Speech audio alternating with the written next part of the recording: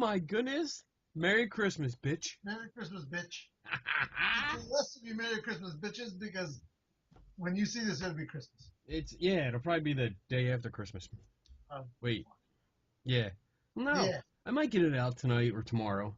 No, you have to wait now, because we said it's Christmas, so you have to wait till Friday. Well, it's the day before Christmas Eve, so I don't have to work tomorrow, so I might actually do it tomorrow morning and get this up Christmas Eve. We'll see. We'll see how drunk I get tonight. Yeah. We're having a little special tea tonight. Oh, again? Again. Yeah. Look at that. It looks a little higher. Or maybe... Oh, I like your t-shirt. That's right, and I like your t-shirt. Oh my goodness, we're like twins. Unofficial sponsor, Justice League, #1. Boom. Boom. Big thanks to your wife. Yeah. Who sent this out to me. I'm not going to give you credit because I know you didn't do the shopping. I didn't do it. No, you didn't do it. You never do. Though I know she was looking for a shirt that was just half and half. Half Batman, half Superman. Yeah. So. I've never seen that. I've seen this. I haven't gotten this though, so I'm happy I got this now. So it's like it's Superman and Batman. It's Aquaman. The Flash. That's not. Is that Aquaman? That's not Aquaman. Nope. I think it's Green Arrow. Green Lantern. Green Arrow. Green Arrow. Yeah. I think it's the old guy. The old man, Green Arrow. The original one. Mm-hmm. The one that everybody actually likes. Yeah. So, what are we going to talk about tonight? Well, it's going to be the Christmas season. This is episode 66. That's right. Ooh. One digit less from 666. It's like Order 66. Yeah. See what I did there? It's almost demonic. It's almost demonic.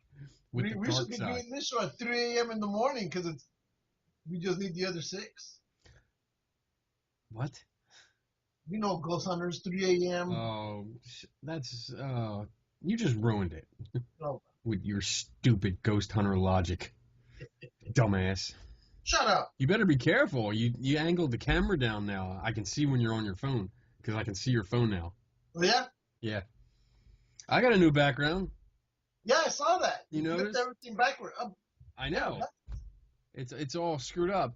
Every year I go through this thing where I have to change the way my office looks. So I'm literally turned around. Well, you know, it takes you the same time to change your underwear as well. So yeah, well. Every year. You used to be able to see that way. The camera was where I am looking that way. That's right. And now I turned it around. That way instead of that way. Now you're seeing the back part Next of my you might look that way or that way. That way. Yeah.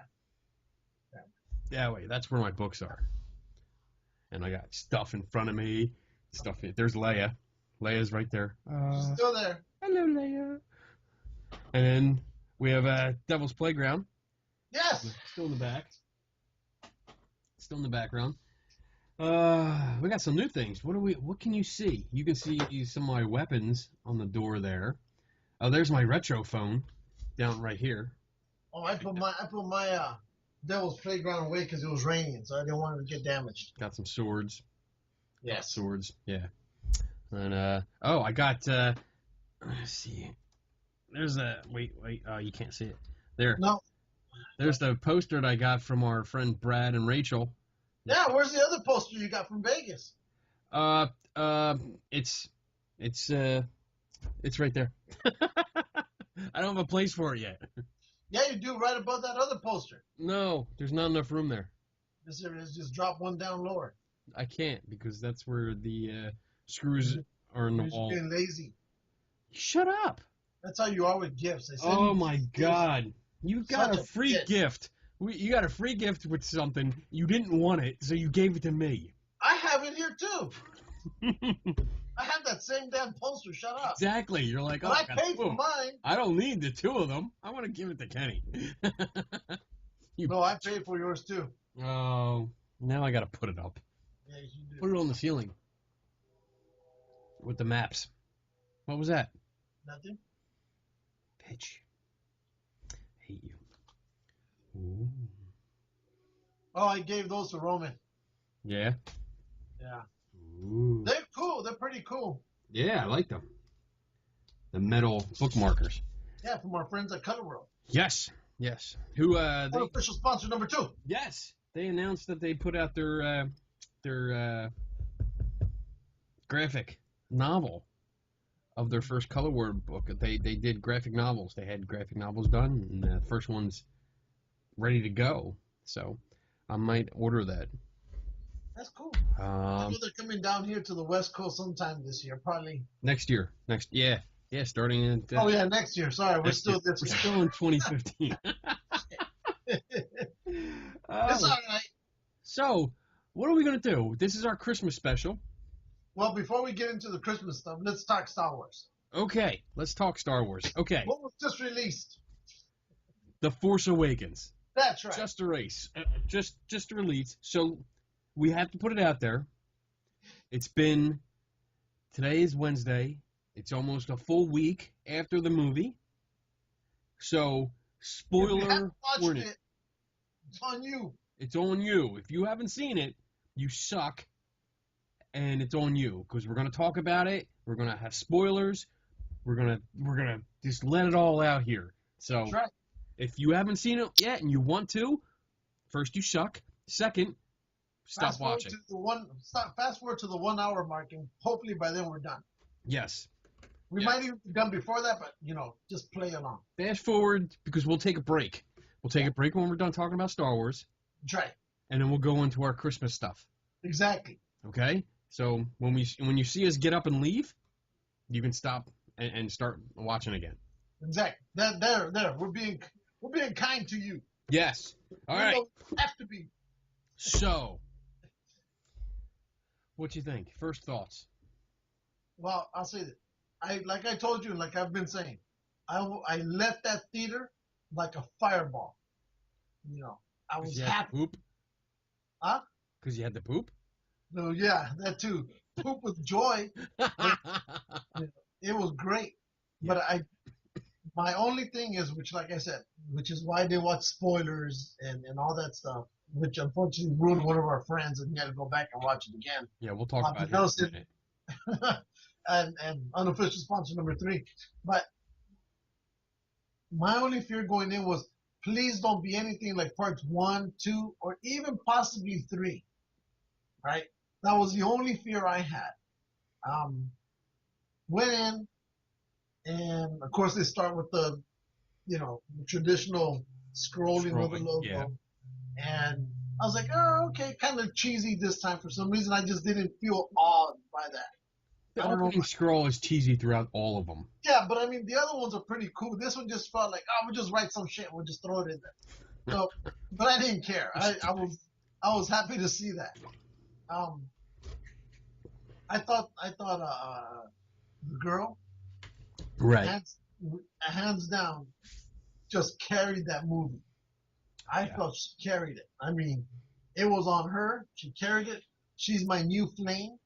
So, but I thought she was great. I've always had a thing for English accents. So, Yeah. but BB-8 was fun.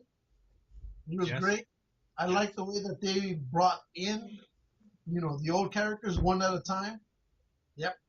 Including the Millennium Falcon, which they called junk. Oh, and that was garbage. Yeah, garbage. But that was a hint that we should have known what's coming. You know what? You're right.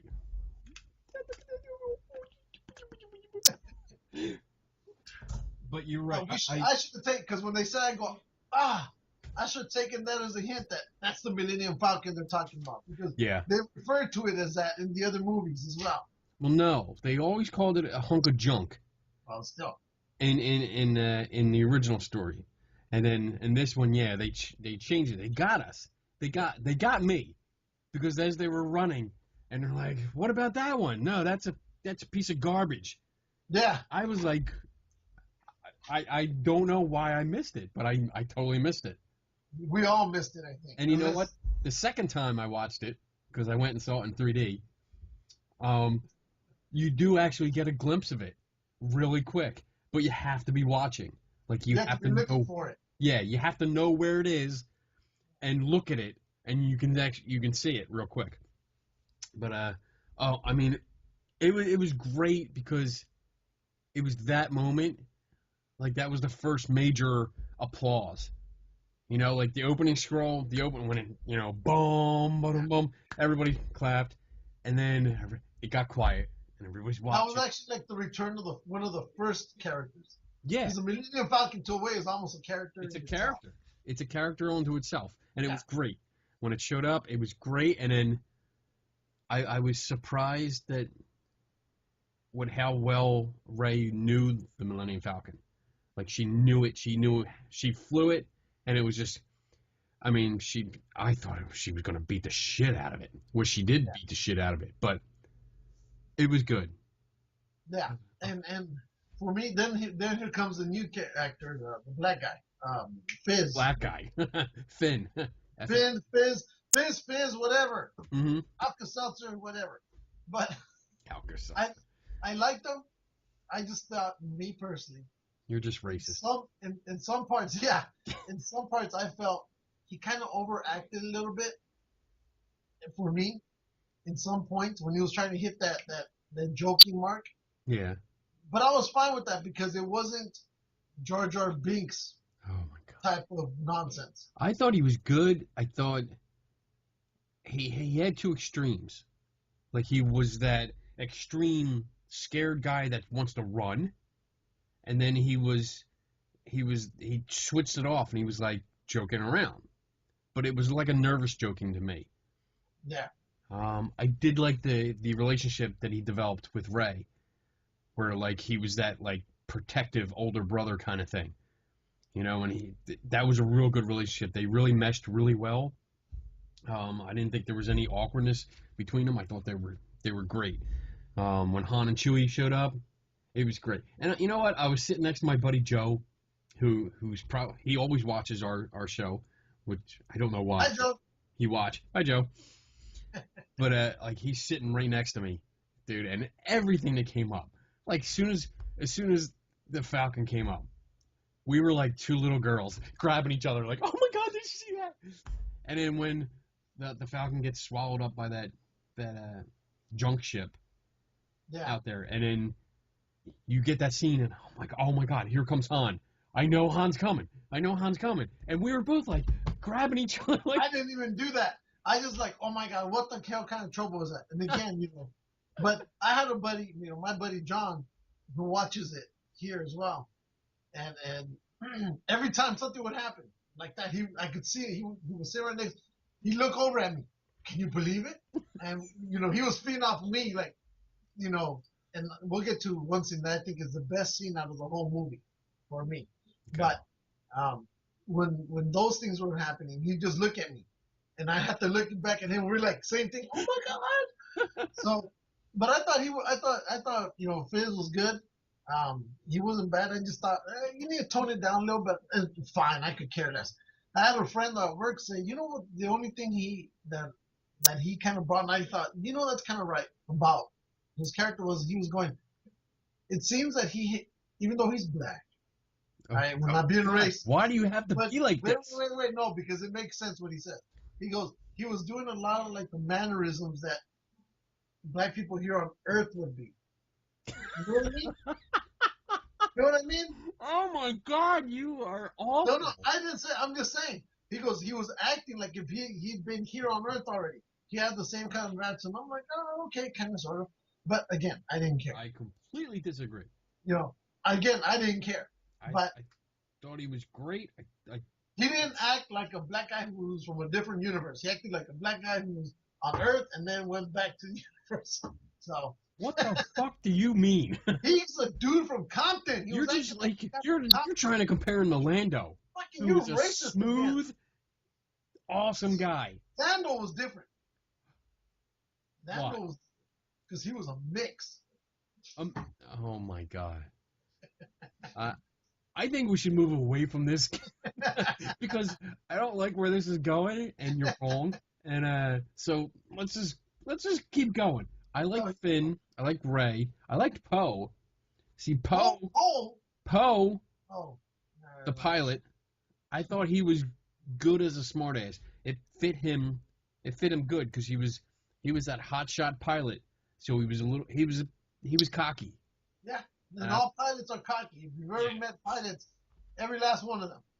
And I liked it. Bastards. I mean, his opening conversation, I loved it. The little like staring down, Kylo Ren, and the first line is like, so do you talk first or do I talk first? I thought that was funny. That made me crack up. I thought that was funny. That part I loved. I loved it. I was like, dude, you were surrounded by stormtroopers. You got this fucking wannabe Sith Lord in front of you that can kill you easily, and you're being cocky. I love it. In an ass. Mm-hmm. And I loved it. But I you know what? I think you doing it. Yeah, I've been that guy. Trust me. And we'll just say it happened at the border. Right. Years ago. So, but we won't touch that. Okay.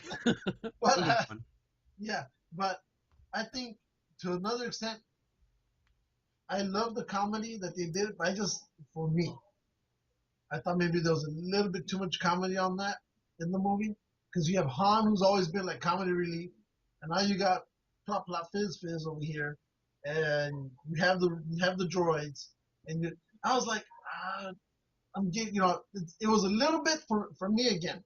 And even though I enjoyed it, I thought it was a little bit too much, Well, I think because R2 and 3PO were the comic relief.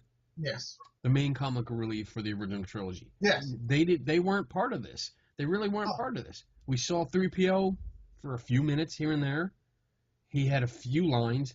R2-D2 stood there for most of it until the end, like the very end. So there was no interaction between those two. And I mean, I think that's what it shifted on to other things. And I think I don't think it was overdone.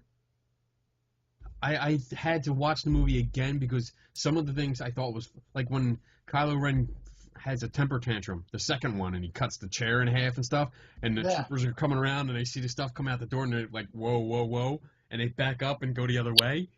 I thought that was hilarious. I love that. I love that scene. And I was laughing hard enough that I didn't hear the next line or something like that, But other than that, I liked the comedy. I thought it was subtle. But you knew that was going to happen, Yeah. You knew they were going to walk in and say, "Fuck this, let's go back the way we came." You knew it. We would all do the same shit. Yeah. I mean, you knew it. I mean, they couldn't have told you any more without a sign. We're going to walk away, So, but it was fine. I enjoyed that. I thought it was great. What else? The thing I loved is, now I don't remember this part. I remember on the TV, on the commercials, but there's that scene where the X-Wings are flying and they do a side shot and you can see them, right, flying over the water.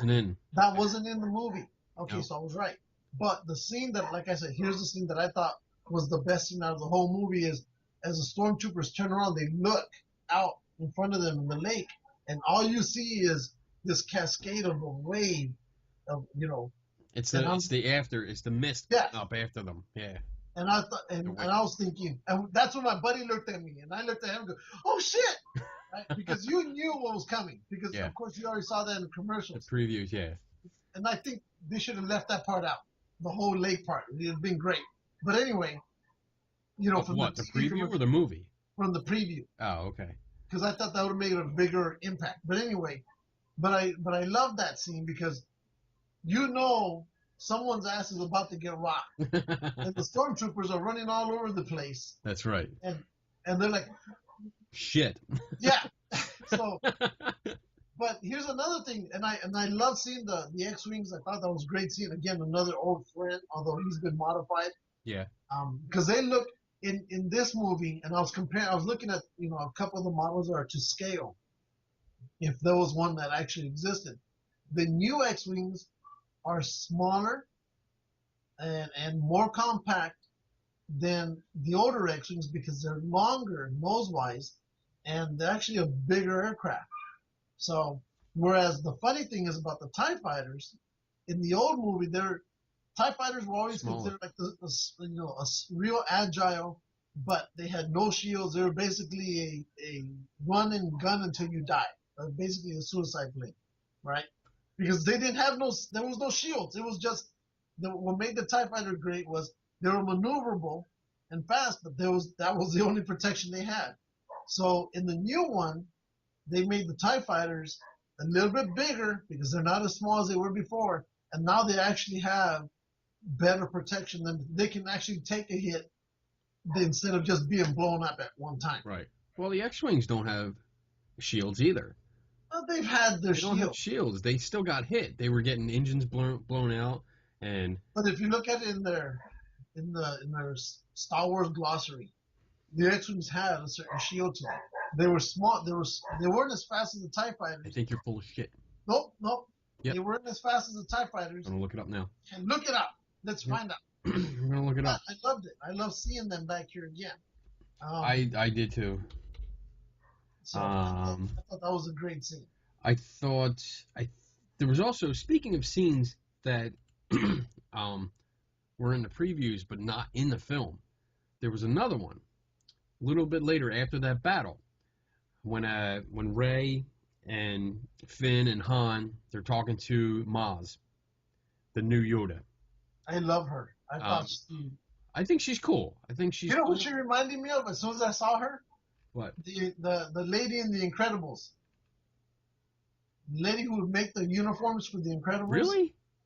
Because of the big glasses. That's why I was like, that reminds me You were of her. the weirdest motherfucker, man. Think about it. She had big glasses. That's This one had weird. big glasses too. Weird. Okay. Weird. But that's what she reminded me of. As soon as I saw it, I go, hey. Oh my god, what the fuck? I'm looking. So okay, so you were saying about the scene? So yeah, so we have to go through this whole scene. Finn and Rey just split up, okay, because Finn decides he's running, and then Rey's still inside the cantina place, and she hears something calling to her. She hears a screaming, the little girl screaming, which we find out later it's actually her. But she goes down into the little dungeons and then finds the lightsaber. Yeah. And she goes through that whole vision thing. And the vision thing, I mean, shit. I mean, there was a lot there. Yeah. And if you're into the spoiler shit, we have Alec Guinness. His voice is in there. Yes. Because you actually hear a line say, Rey, these are your first steps. Yeah. And her name, Rey, is Alec Guinness. They actually took a line from, I think, Empire, when he says afraid. And they actually worked that word, afraid, and got Rey out of it. So that's in it. And then Ewan McGregor voiced the rest of the line. But we also have Yoda's voice in there. I'm not sure what he says, but his voice is also in there because they brought Frank Oz back in. And then they had Luke's voice from, I believe it's from Empire too, when he's screaming, no, no. Yeah. But they go through that whole scene, and there's a lot in there. There's a lot of visions. A lot. And it's going so quick. Yeah. You need to catch up with it. I mean, when I saw it the second time, I was literally on the edge of my seat, like, eyes wide. I gotta see everything. I gotta take everything in. But there's a scene after that. In the preview, we see two female hands give the lightsaber to somebody. Like a female hands it like this, and another one takes it, and that's it. But in the movie, Rey doesn't take it. Maz hands it to Finn, but Maz hands it like this, and Finn grabs it straight up, and he grabs it real tough, and then walks away. So there's a alternate scene to that. There's something coming along probably in the next movie.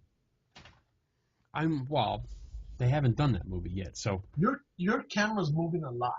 Is it? Yeah.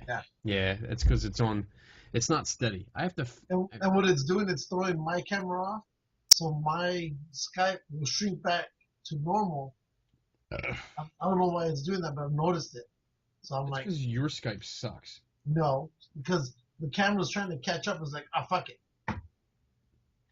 Well, I'll try. Anyway, I gotta fix. I'm still settling. I still have stuff to clean up in here. So anyway, yes, there are a bunch of There's at least 2 or 3 scenes in the previews that aren't included in the movie. yeah, and that's always a gimme. Yeah, That always happens. I've seen that with a couple of the superhero movies. Fantastic Four. Whatever. Man of Steel had a few of them that never made it in. So I don't know if they're just filmed specifically for No, they get cut out. review, or they're cut out and they're like, oh, let's do this differently, you know? Because it was obvious it wasn't Finn taking the lightsaber. So they might have done that just to throw us off. Yeah, but there was so many little Easter eggs all over the place. Oh, That all. would remind you of the previous the previous three at Yes. least. Yeah, and then again, so that was fun. The other thing is, I was really hoping that the story would be a little bit more original. Instead, we came back to another Death Star. The only Yeah. difference is this Death Star was bigger and it uses power from the sun. And I think on here they kind of combined Return of the Jedi. Instead of being the Death Star here and the shield on Endor, what they did is the shield's now built into the stupid Death Star. Well, because it's the planet. Yeah, but So, now they built it. So that to me that was like a buffet. Here, I'm gonna put them all together. buffet. You know what? I agree with you.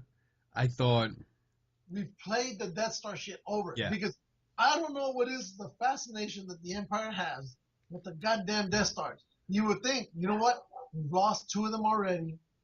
Obviously, we can't protect this shit.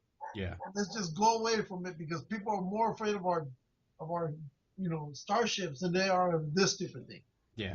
Because we build one and everybody and their godmother starts showing up flying kitchen sinks to blow it up. But they see they see a interceptor or one of the, the main capital ships and oh fuck it, we gotta run, let's go, we gotta get out that of would here. be a Star Destroyer. Okay, but It still, sucks so bad. shut up. But You're still, like it's an true. embarrassment sometimes. Everybody fucking runs, right? Everybody runs. But you see a Death Star, that's all go. I'm right there with you with that. Because, I think it's been played out. I think we need to really get away from it. yeah. I agree. I mean, it's like, okay, this is the 3rd time they're doing this. Haven't they learned?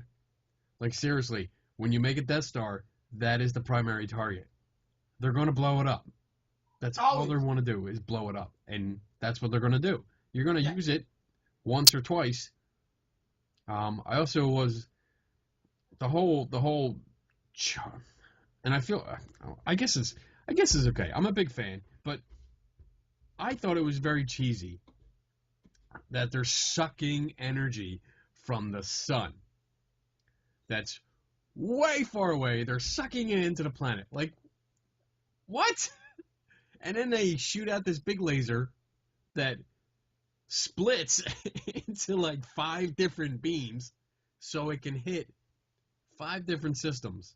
And according to our favorite scientist, Neil deGrasse Tyson, he said that part's bullshit. He goes, because lasers cannot be visually seen with the eye like that. He goes, you wouldn't be able to see it. But and I'm like, fuck that. It's a movie. I don't care. I'll see it if I want to. I mean, like if there's sound in space, I see it if I want. We can't diss the lasers because then all the X-wings and TIE fighters and all the soldiers, they're all shooting lasers. Well, what's funny is someone a while back, I wish I could find it, but someone did that same thing. They go, this is what the fight would actually look like in space. And of course, it's silent. Yeah. And they're firing lasers, but you're not seeing the laser. Not seeing it, yeah. You're seeing thing blow up, like, why the fuck is he blowing up all of a sudden? So they're chasing it. And like, what, did they hit something? What? So, and that was funny, because that's the way it was, just. Right. But then the other thing is, okay, you've had 2 Death Stars get blown up from under you. Okay. We're going to build a bigger, badder one, right? Yeah. But we're going to put the vulnerable part again on the fucking surface of the planet, of the Death Star. We're not going to try to hide it better. Yeah. We're not going to really try to put it in the middle. Yeah. We're not going to surround it by not 50 cannons, but they surrounded with 500, but instead this time it seemed like they only surrounded it with 3. There was more action coming from the first Death Star.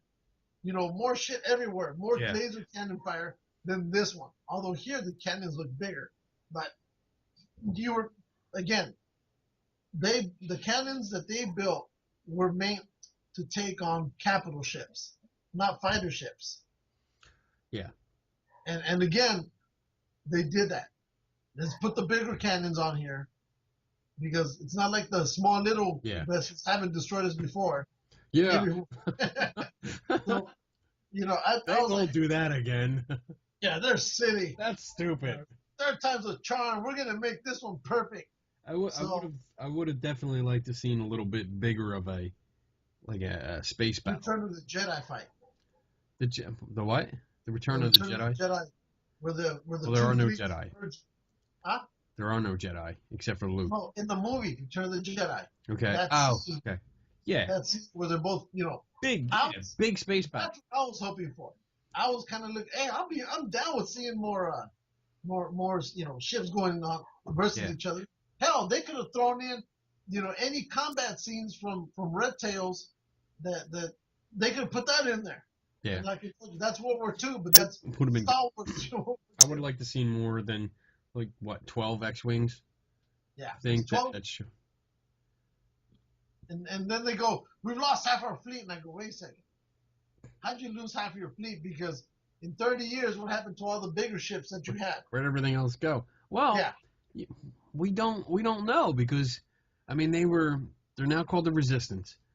Well, the funny thing is about that too. I was noticing that they're called the Resistance, but maybe it's just me. But it just seemed that to me, the Empire is a small group of they're not what they once were, and they're trying to become, get bigger again. So it seems like they're almost in hiding from everybody else. Because when they did that whole Nazi scene, which I call, because it reminded me of Berlin, 1932. Yeah, I hear you. And what's funny is I was thinking, why does this remind me of Hitler doing one of his big speeches in Berlin, and there's just thousands upon thousands of Nazis there. And one of my friends goes, to my right, not this guy, John, but another friend of mine, Michael's, he went straight like that. And I go, that's funny, whatever. And not less than 4 seconds later, there they go. Yep. And I go, son of a bitch. This isn't Nazi shit. Yeah. And so, because, of course, they had the red, white, and black, which has always been. Yeah. But just the whole way he was talking, I was taking it as, again, Nazi stuff. Fuck it, I don't care. But I was right there with you. I'm watching him. I'm watching the guy give the speech, and I leaned over to my buddy Joe, and I was like, "Are they Nazis?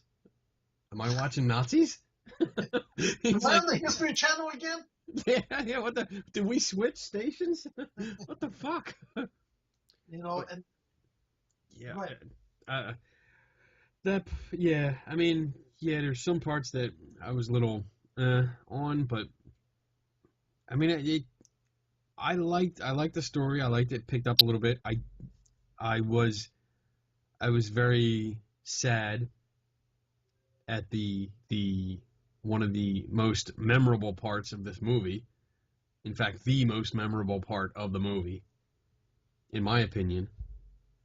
We find out early on that, spoiler alert, Kylo Ren is the son of Han and Leia, and Han is trying to get him back. Now tell me you didn't know he was the son before you walked in that movie. Oh, I knew. I already knew. Yeah, I knew. Yeah. I had gotten a spoiler from our friend Bobby Nelson, so I knew. And we'll talk about him in a little bit. I knew that was coming, but as soon as I saw the first previews, the teaser trailers, I just figured it was. I actually thought that both Kylo Ren and Rey were twins from Han and Leia. So there was no surprise really with Kylo Ren being his son. The big surprise was that when Han really tried to get him to turn back and kills him. Yeah. And that was like, It was that. Even though I knew that was coming, it was still because heartbreaking. they started doing the widescreen shots, and they were just, Yeah. we're gonna make this a big scene. You knew what was coming, Yep. and as much as I knew, I almost shed a tear because I was like, Oh, I was. I you totally. know, I was close, and the reason I did is because I had my buddies next to me, and I go, I don't want Ribby from these two, Oh, fuck. but but I was like, no, I was living I felt my eyes water. I could hear people behind me crying, because he's a character that we've all grown up to Yes. love. We've grown up with. He's been there the whole time, and he was invincible. You Yeah, never thought he's been frozen. He's been he he's been lowered his guard down. yeah, and But I guess anybody would if it was your own kid. yeah, You know, and there was that moment like you saw it and you're like, all right, well maybe there's a chance. I mean, as soon as he went out on the catwalk, you knew it was over. yeah, You knew it. You had that dread. You're like, fuck. No, I don't want to watch, but I'm watching. I don't want to watch, but I'm watching. yeah. And as soon as you heard it, that lightsaber ignite, it was like a collective. I heard it throughout the entire theater. Everybody's like, Now here's the funny thing. Leia knew he died. yes. Did you think Luke Skywalker knew he died? I think he may have. He should have. He should have. Yeah, because one of my friends, we were talking, he goes, I think he knew because when he turned around and looked at Ren, you could Right. kind of see, or Right. Ray, Fan, whatever, when you could see it. But he said there was almost like a sadness in his eyes. Yeah, I go, he may have known, who knows? But I think that this is me, I think she is his daughter. I agree. I think I so. think that's what it is. Maybe the sadness in his eyes was actually joy of seeing his daughter. Who knows? But whatever. I think I mean going with that, with the whole feeling through the Force, Luke should have felt the destruction of the planets from the Yeah. Starkiller base. I mean, because Obi-Wan Kenobi felt when Alderaan was blown up. So I mean, Luke should have. He's the only Jedi left. He's supposed to be really strong in the Force now, so he should have felt that. Yeah. You He know, should have. So maybe he would have felt this. maybe, No. yeah. But I kept thinking throughout the movie whenever they were getting in a fight, when they were surrounded by the Empire, whatever. In my mind I kept thinking, Luke's gonna come out and save the day. So did I. So did I. I was like, Luke's gonna show up, and then like when in the woods, when they're in the woods, and it's like, oh shit, Kylo is facing down Rey and Finn. I was like, all right, Finn's got the lightsaber. He's gonna go at it. Okay, great. And he loses, and he's out. And when the lightsaber goes off into the snow, and you see Kylo trying to get it, I was he's thinking reaching out, and you see it shaking. I'm like, oh, Luke's gonna come out. Luke's coming out. Luke, that's it. And it flies past him. I was really surprised that it was Rey, because I expected Luke to be standing there. Yeah. And just having like, this is mine. And then doing some kind of force push or something, ending the battle quickly. Yeah. And then getting Rey and going. But I kept waiting for oh, Luke's coming up here. No. Luke's coming up here. No. Yeah. I did not expect him to show up for the last minute of the film. Well, like, this, we were talking about this when it happened. When they went to that planet where Luke was at, and they flew in with the Millennium Falcon to drop off Rey so she could walk up the stairs, my buddy on my side goes, you couldn't help a brother out, just drop him off at the top. Just, here, drop you off. I'm going to go land here, but you talk to Luke. Instead, we're going to park at the lowest fucking part of this island. On the other side. And you're going to climb the way the Incans would climb their damn mountain 3 miles up. Right? Yeah. You could have just, what, was it too high? I mean, Like, I, yeah, what the fuck? I mean, this is the same Millennium Falcon where, you know, you picked up Luke Skywalker from a little tiny antenna in Cloud City, you know, and you can't just open up one of the side doors. Get the fuck out, right? Go jump, and we'll meet you down there. Now, did you notice that Ray had been to that island before? Because when she's strapped in a chair and Kylo Ren's, he first starts trying to do the Force mind trick on her. He says it. He's like, "Oh, I'm getting where's Luke? Where's this? Where's this? Oh, I'm getting an island. It's surrounded by a lot of water." So he describes it like in perfect detail, and Well, she was I there. thought he was getting that because remember she had seen the map, right? So maybe he had focused in on that one part of the map. He just didn't know where it was, but I think he No, had focused. because it was just a No, star map. It but wasn't. There was no features. There was absolutely no way for her to know. Like there was that tiny little island.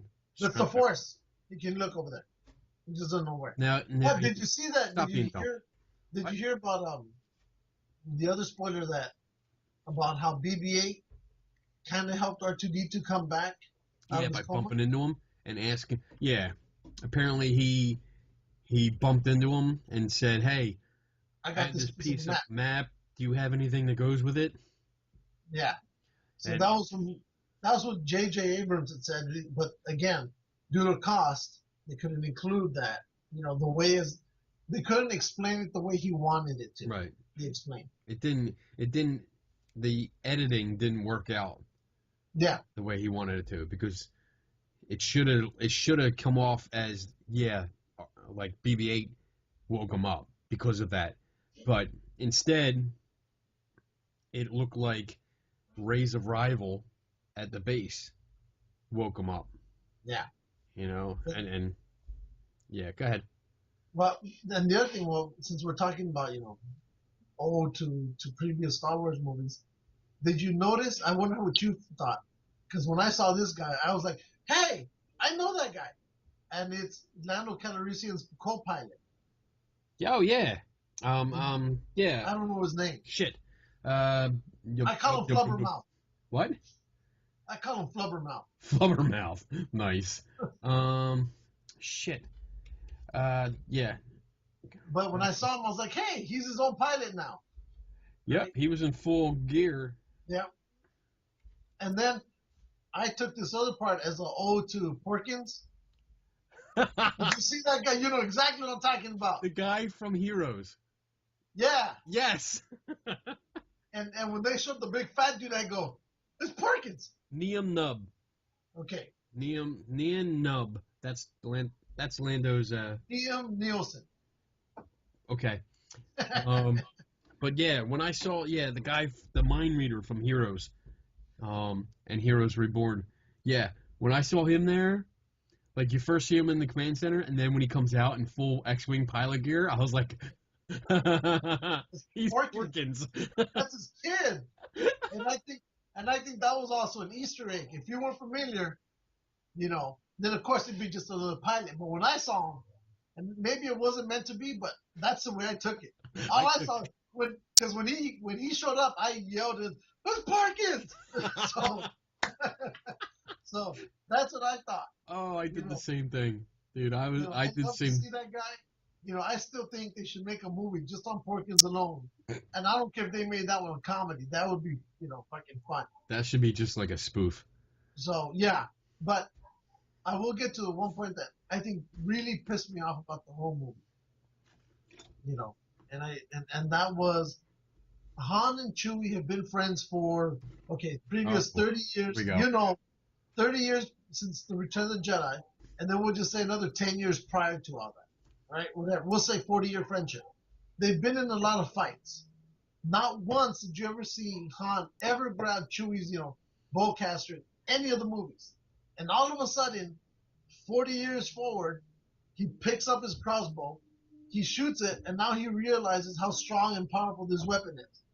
Now he's using it throughout the whole fucking movie. And I was like, this is bullshit. That, It's bullshit.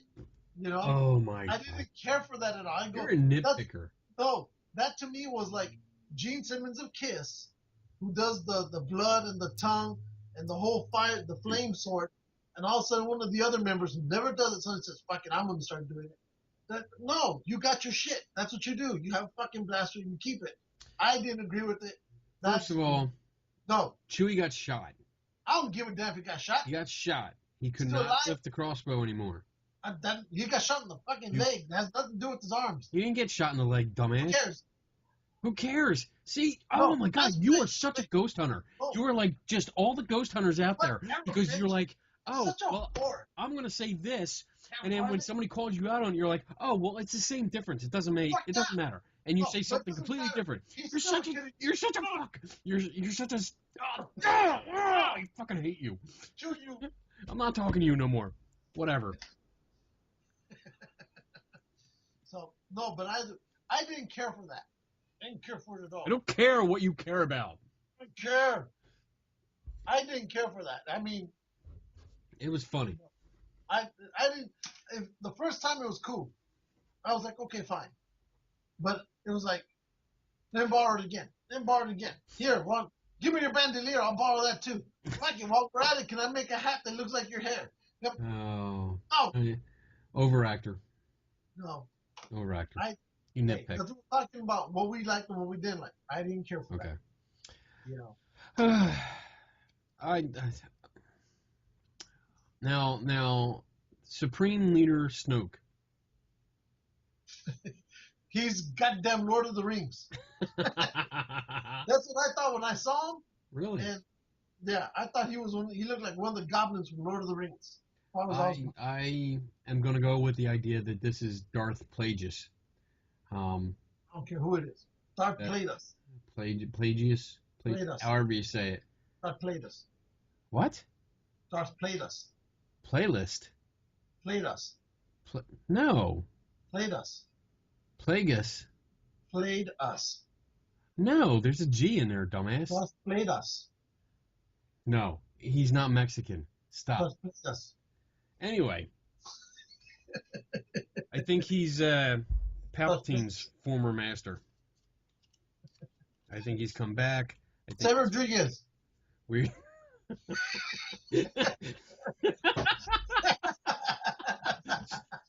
Shut up, asshole. But I am intrigued by him. I think he's I want to hear more about him. Yes. And see what his story is. Do you think he's Emperor Palpatine, as many people have been saying? No, I think he is Emperor Palpatine's former master. The guy that learned how to pretty much be immortal, to keep his loved I ones thought he alive. killed that guy. He says he killed them, but he also tells a story about how his former master was able to influence the midichlorian. Oh, I hate them. He could create life. Who? The midichlorians. Midichlorians? Midichlorians.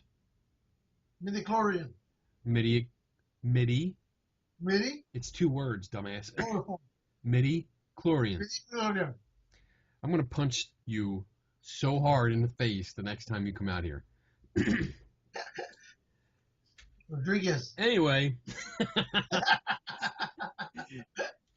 he could create life, and he could also keep his loved ones alive through the Force, lives. through his knowledge of the Force. I think that Palpatine thought he killed him, or maybe he did kill him, but this guy found a way to come back. He It's possible. he pulled a Voldemort. That's If he was able to cheat death, maybe it's possible. I mean, that's the big frickin' ravine that he has in his head. That's obviously something devastating. That was a devastating blow from some kind of fight. It's true. And his face is all fucked up anyway, but... He's the fucking Lord of the Rings. Mm-hmm. Fucking Golem. Golem. Got his precious. So... but overall, dude, I liked it. I really, really liked it. I came out, I was pumped, I was excited. Yeah, for as much as as much as I hit it, on both the good and negative, I loved it. Yeah. It was not 1 and 2, and was not, it could have been a little bit like 3, but I don't care. It was none of that, and it was its own. It, to me, I think it recentered the Star Wars universe Yes. the way it should be. It recentered it, and then it it passed the torch off to our new cast. Yeah. Our new characters that are pretty badass. I know there were a lot of complaints about Rey and how fast she picked up the lightsaber, and just automatically she could fight. There can be, well, she was always fighting because she was out there in the desert. She showed how she could kick ass with her staff easily. She kicked ass. She took on 2 guys at once that were trying to steal her the BB-8. So she obviously has fighting skill. Yeah. So it's no, I don't think it's a stretch that you put a lightsaber in her hands and she can use it. I mean, I can agree that all of a sudden, oh, I'm powerful. Whatever, I don't care. It wasn't parts 1 or 2. It recentered the whole universe, and and so I was happy. And then of course I've been seeing on the internet how, and our buddy again, Bobby, how he said, have you noticed how people are taking digs at George Lucas, and I'm like, well, he created 3 great movies, and he, of course you're gonna get the ovation for it, but then he followed it with 3 shitty movies. So if you're gonna accept the happiness over here, you gotta take the bad over here. Well, I have to correct you on that. And that's because he created all of them. He created 3 great movies. Then he went back and fucked them up a little bit because he added way too much shit to it, changed it. And then he went and did 3 horrible, horrible, horrible movies. The third one, I kind of give it a pass because it goes back to being a little bit serious, darker, and so I would watch that one compared to the other 2. The third one is the best of those obviously of those ones, but Hayden. I think that's because he finally heard enough of the. I think that's because he finally heard enough from the fans saying, "You're fucking it all up." Yeah. So. But it was a great movie. Yep. It was fun actually talking with our friend Bobby Nelson. Let's talk about him now. Unofficial sponsor number 4 now? Something. 4. I think we gave him a slot, but all right, whatever. Yeah. Because he came out, he saw it opening night. Like I think it was like kind of like a you and me thing. When I came out, he was going in. Yeah, because I knew you were at the theater. Yeah. And I was looking at his postings on Facebook, and it looks like we were both walking into the theater at the same time because when I got out, I saw his review, I think maybe 15, 18 minutes after I got out. So I think we walked out at the same time. He was texting His review was, I was like, what movie did you watch? He was texting me because as soon as the movie was done, I posted on Facebook. Awesome. That's all I did. And that's all I said that I was going to do. I wasn't going to do spoilers or give anything away. I was just going to say either awesome or not say anything at all. Yeah. Which means I was crying because it was so bad. I put awesome. He texted me. He's like, what'd you think? And I was like, I loved it, dude. I loved it. He's like, all right, good. I'm so excited. And he went in. And then, the next morning, I think I read his post. Well, he texted me as soon as he left, as soon as he got out, because I guess he noticed I was getting out of the theater. So whereas I was like, "Oh, this is great," while watching the movie, he was going this way. Yeah. Oh, it's horrible. It was great. It's horrible. And he's like, I hated it, and I don't know what. And the next day, on Friday, luckily I had off of work because this would have made me. This is probably one of the few times I would actually went to my boss and said, I have to go home because then you'd argue on Facebook. I have to argue. It wasn't even on Facebook because we were just texting. We text back and forth for literally 3 hours. Yeah, no, I know. And he's like, well, what about this? And we were going back and forth. And at one point, at one point, I actually went off on him, like I went off on you, just right now about the Ghost Hunter reference, because I said, he made a point, and I said, well, no, that's not how it went. It went like this in the movie, and it went like this in the original. So what you're saying is wrong. And he actually said, well, I'm gonna believe this anyway. Yeah. And I was like, you're like the motherfucking ghost hunters that it doesn't matter. They believe what they want to believe. And even if you bring them mountains and mountains of fucking facts, they're just like, I'm going to believe what I want to anyway. I don't care what your science and facts say. No, because when we were going at it too, I mean, we didn't really go at it. It was more, more common. It didn't last as long because I'm pretty sure we were both tired. I know I was falling asleep.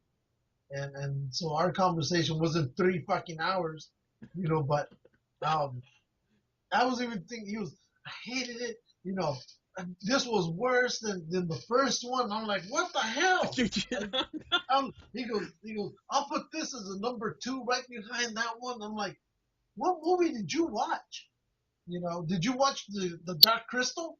I mean, what?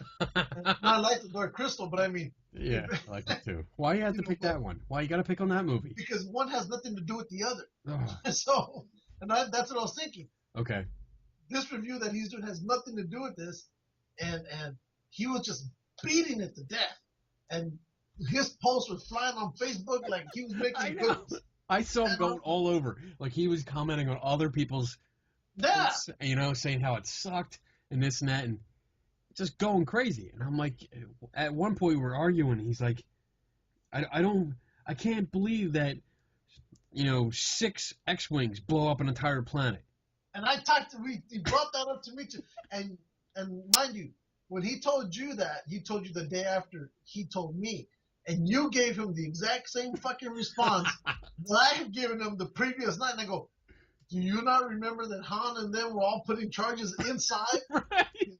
And obviously he didn't remember, because then he goes off and is again the whole Ghost Hunter shit. Fuck it, I'm not gonna believe what he says. I'll argue over here with Kenny, and then Kenny says the exact same shit. Thing, yep. I'm just gonna make up my own shit, and so that morning, the one where you agreed with me, and I told him, and sometimes I tend to think about this about Bobby, and I love you, Bobby, but sometimes I think he analyzes everything. And he just puts too much into it that he himself shot himself in the foot. And we several times. We've talked about that too. It's his overly skeptical psychology-minded thing where don't read into everything. Just enjoy some shit for exactly what it is. That's what I told him. Star Wars isn't a Ghost Hunter show. If it was a Ghost Hunter show, have at it. I was like, dude, this is Star Wars. You have to suspend your disbelief. You have to put away your science, put away your cynicism because you're not being skeptical. That's what I said. I was like, you got to go back to that time when you were a little kid and you walked into the theater and you saw it and you were like, wow. You got to go in with that mentality. I mean, you and I, we're still big kids because, look at the shit we collect.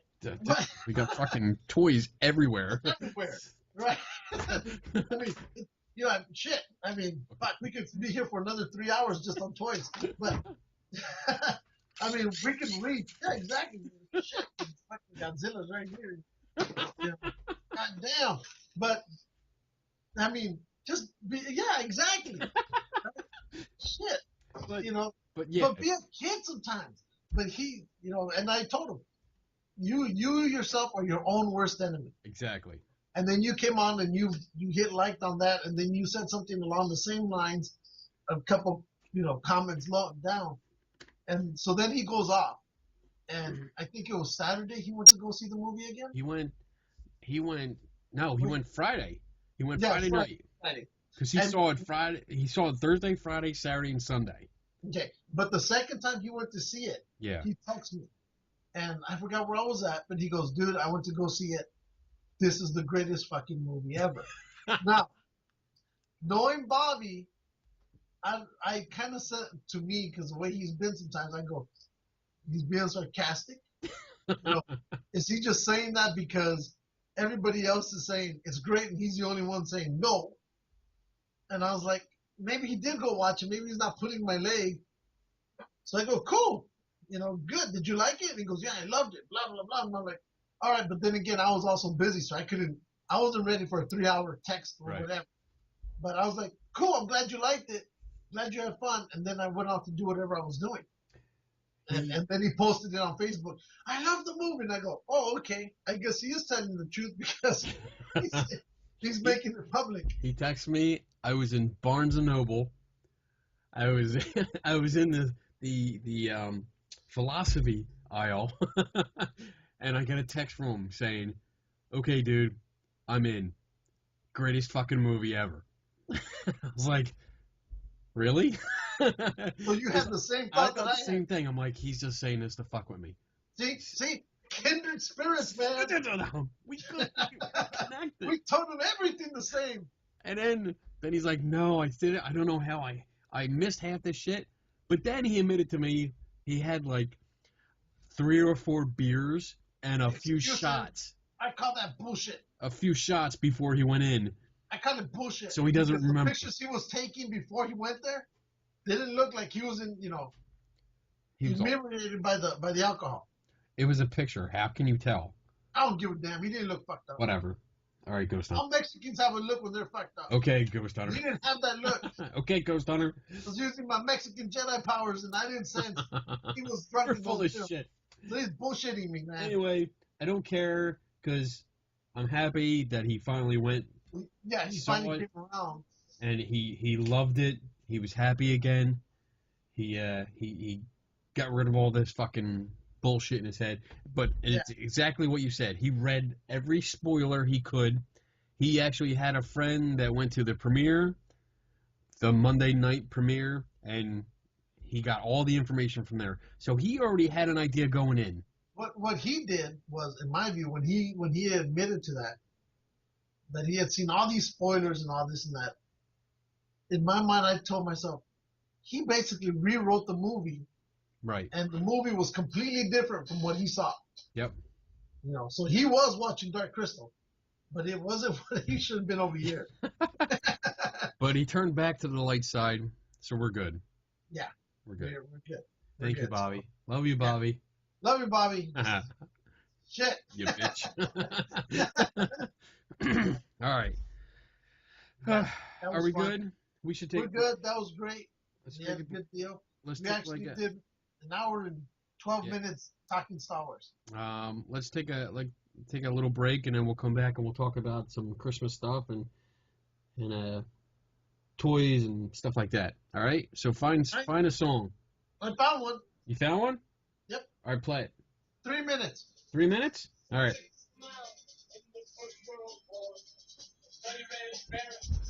All right.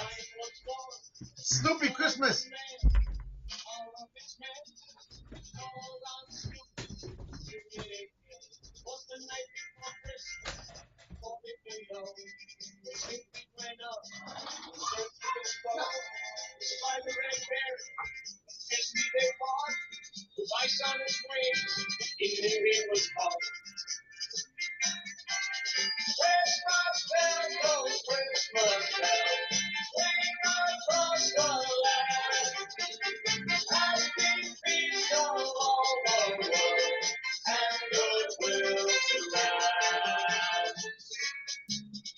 The Baronet Snoopy, it in his sight.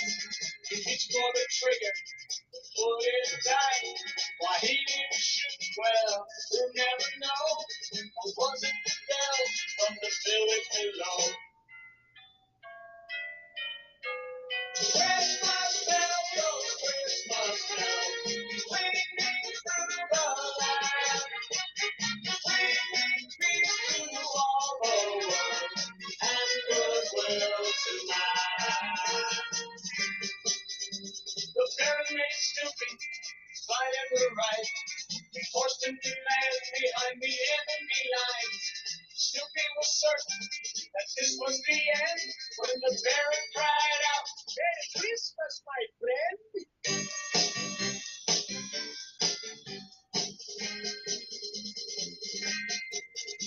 The Baron then offered a holiday toast, and Snoopy, our hero, saluted his host. And then with a roar, they were both on their way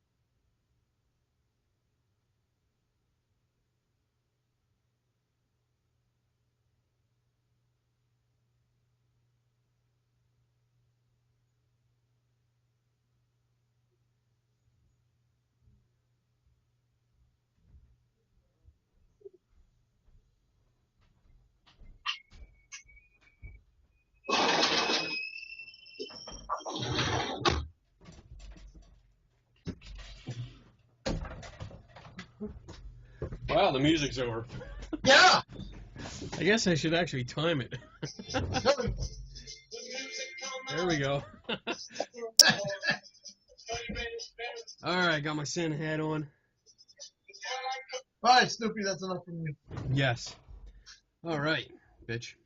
Bitch, Slut, whore, dyke. harlot, skank, tramp. Nice, I like that. Okay. So, Christmas is this week. Yes. What are we going to talk about? Well, the first thing is, did you know that Oh. the song Silver Bells was originally supposed to be called Tinkle Bells? Tingle bells? Tinkle Bells. Really? Yeah, I was like, oh, that nowadays That's weird. that could be made into so many dirty jokes. I got Tinkle Bells for you. I got Bobby Tinkle Bells. Bobby Tinkle Bells. Unofficial sponsor number like 5? Hi. 5. All right. So there was something you wanted to talk about in the Christmas spirit. And we can start off with some nostalgia. Our favorite Christmas memory. I was gonna wait for that one for last. Oh my God, really? What do you want to do first then? What are you eating? Almond Roca. What is that? Almond Roca. Butter crunch toffee with almonds. Oh. All right. You never had one of these? No. You have to have one. I have to? Well, you send me one. It's not that expensive, but Well, I'll look to see if we have them. I don't know if we have them. they're out there. Oh, you sure? Anyway, all right. So, how about favorite TV movie or TV special Christmas wise? It's a toss-up between Charlie Brown's Merry Christmas Ooh. or Rudolph the Red-Nosed Reindeer. Wow, really? Yeah, those Christmas specials, I love those two. Interesting. You You got to pick one. I'm not going to accept 2. Pick one. Pick one. Ready? 5 seconds. Charlie Brown. 4. Charlie Brown. Charlie Brown? Charlie Brown. Okay. My favorite Christmas TV special is actually a movie. It would be A Christmas Story. Boom. That's right. Red Ryder BB gun. All the way. You said show, not movie. No, we said special. Okay. Oh. Okay. So movies count because I'm going to let it count because every year we watch 24 hours of A Christmas Story. Okay. Hold that thought. Holding it. I'll be right back. Holding it. Where are you going? Where are you I going? got a text off to turn off the goddamn crock pot. What the hell? You're going to burn down the house? Oh, my goodness. Oh, he left me alone again. Can you believe it? I believe it. Because that's all he does. He's a slacker. And he'll always be a slacker. Damn it. He's got some cool stuff back there, though. Now that he's out of the way. Ooh, he's got an A-wing hanging up there. I like that. I want that picture of, what is that? Is that Lois Lane back there? Yes. I want that. I have her autograph. It's on a Superman hockey jersey that I have. I have an autograph too. Oh, hey, there's a Taco Bell dog. This is Taco Bell, Mr. Elf. That's really stereotypical. That's right, no, ain't that bad. Yep. So, okay, you're saying about Christmas Story. Christmas Story. Love it. 24 hours of it. Starts tomorrow night at 8 p.m. And it'll be on the TV. It stays on. As soon as it comes on, I turn it on. It stays on all through the night and all morning. We watch it. Really? Yes. Yes, I love that. That is the classic. You know why? Because it reminds me of growing up. It reminds me of like my grandparents and my father and just everything about that. Like getting layers and layers of clothes on because it was so freaking cold outside, and dealing with bullies and going to school, the excitement going up to Christmas, wanting that one special toy and dropping all the hints that I thought were not obvious but were to my parents because I wanted that thing so bad. Oh no. Oh, I was horrible with that. And you know what? It's funny because that has passed on to my son, and because my son has been wanting an Xbox One for the entire year. So that's all he talks about. I want it, and like earlier in the year, he was trying to make deals where he's like, Dad, if I get birthday money, and maybe I can pay half and you can pay half because I know you want to play with it too, Dad. Well, because Dad wants Battlefront. Yeah. And I'm just like, like I do want one, but they were expensive. So yeah, I've been tempted to pull the trigger, but yeah. I mean, let's be honest. I only want one game on there. Well, there's a couple games that I play the Call of couple. Duty games. I like Rainbow Six, Battlefront, Star Wars, of course. I mean that's yeah. Halo. I'm a big Halo fan. Yeah. Halo fan. They have the new Batman game on there that I know you didn't care for, but I loved it. So I don't know. I may pull the trigger. We'll see. We'll see. But no, I agree with you. But I think you said we had said shows, but when it comes to all-time favorite movie for me is It's a Wonderful Life. Ooh. With Jimmy Stewart from 1946. Wow. Love it. And there's a lot of little Easter eggs in there too if you know where you're looking. One of them is Alfalfa from the original Little Rascals. He's in there. And he would die probably a few years after that. Well, that's not really an Easter egg. No, but some people don't notice that because they thought, as far as they know, Alfalfa, Carl Switzer, was just a Little Rascals and he was done.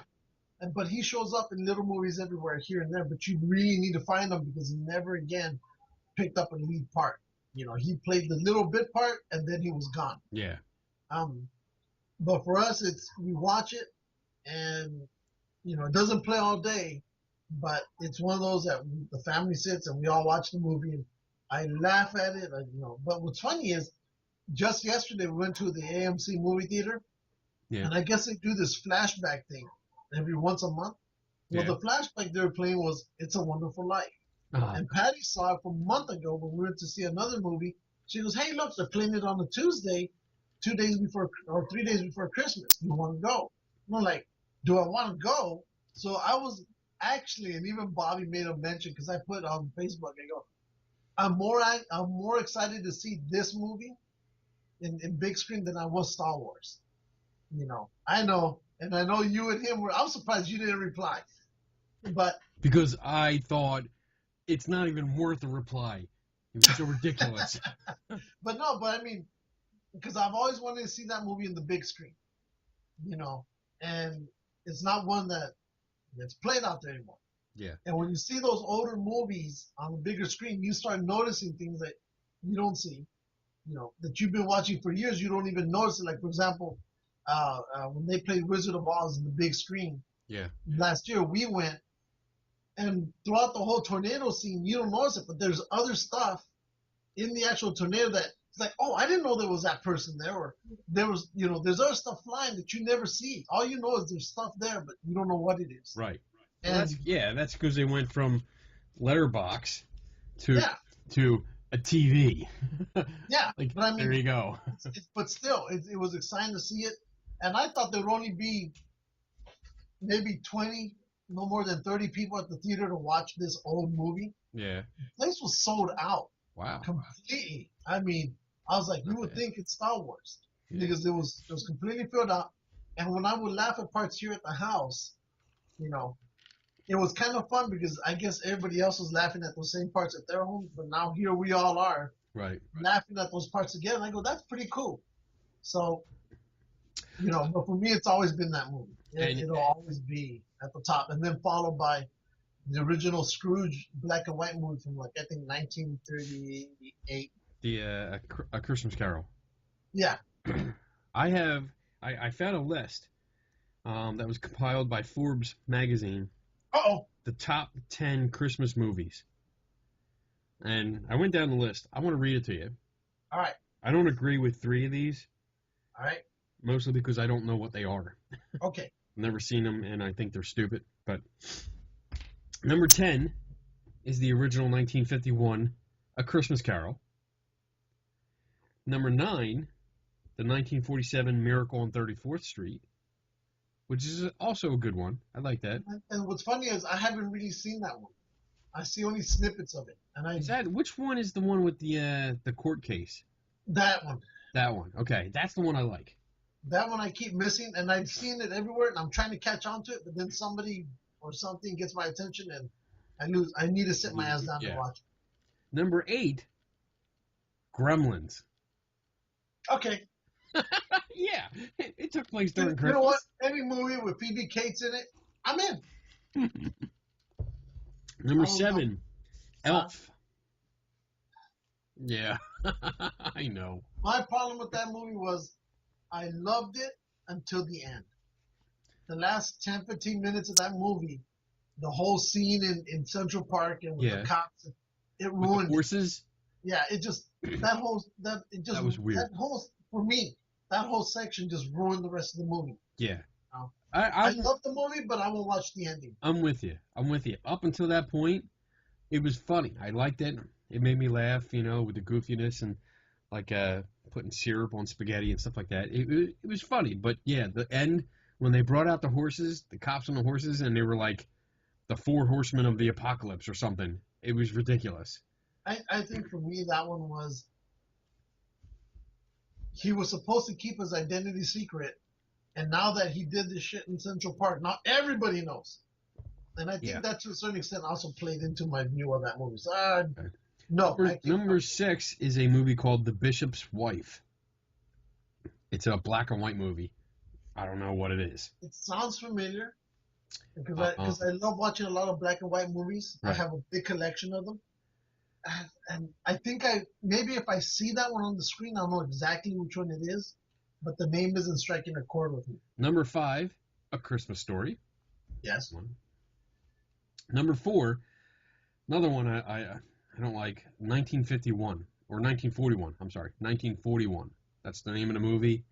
And apparently it was one of those movies that took place at Christmas time, so they included it in the list. I don't know why. I know 1941 Pearl Harbor had just come out. It just happened. So Number 3. Never heard of that one. Number 3 is The Nightmare Before Christmas. I have not seen this movie yet. Oh, the claymation. That's a good movie. Is it? It's a good movie. I mean, there's at times some cheesy musical, but again, it's a Disney movie, so there's going to be some music. But I think you would like it. I think you would enjoy it. Number 2 is a movie called Brazil. And again, it was listed as one that was set during Christmas time. So when you say Brazil, I think of women in bikinis. That doesn't surprise me. And number 1, and this is a funny one because this actually reminds me of Christmas. Right. Think about it.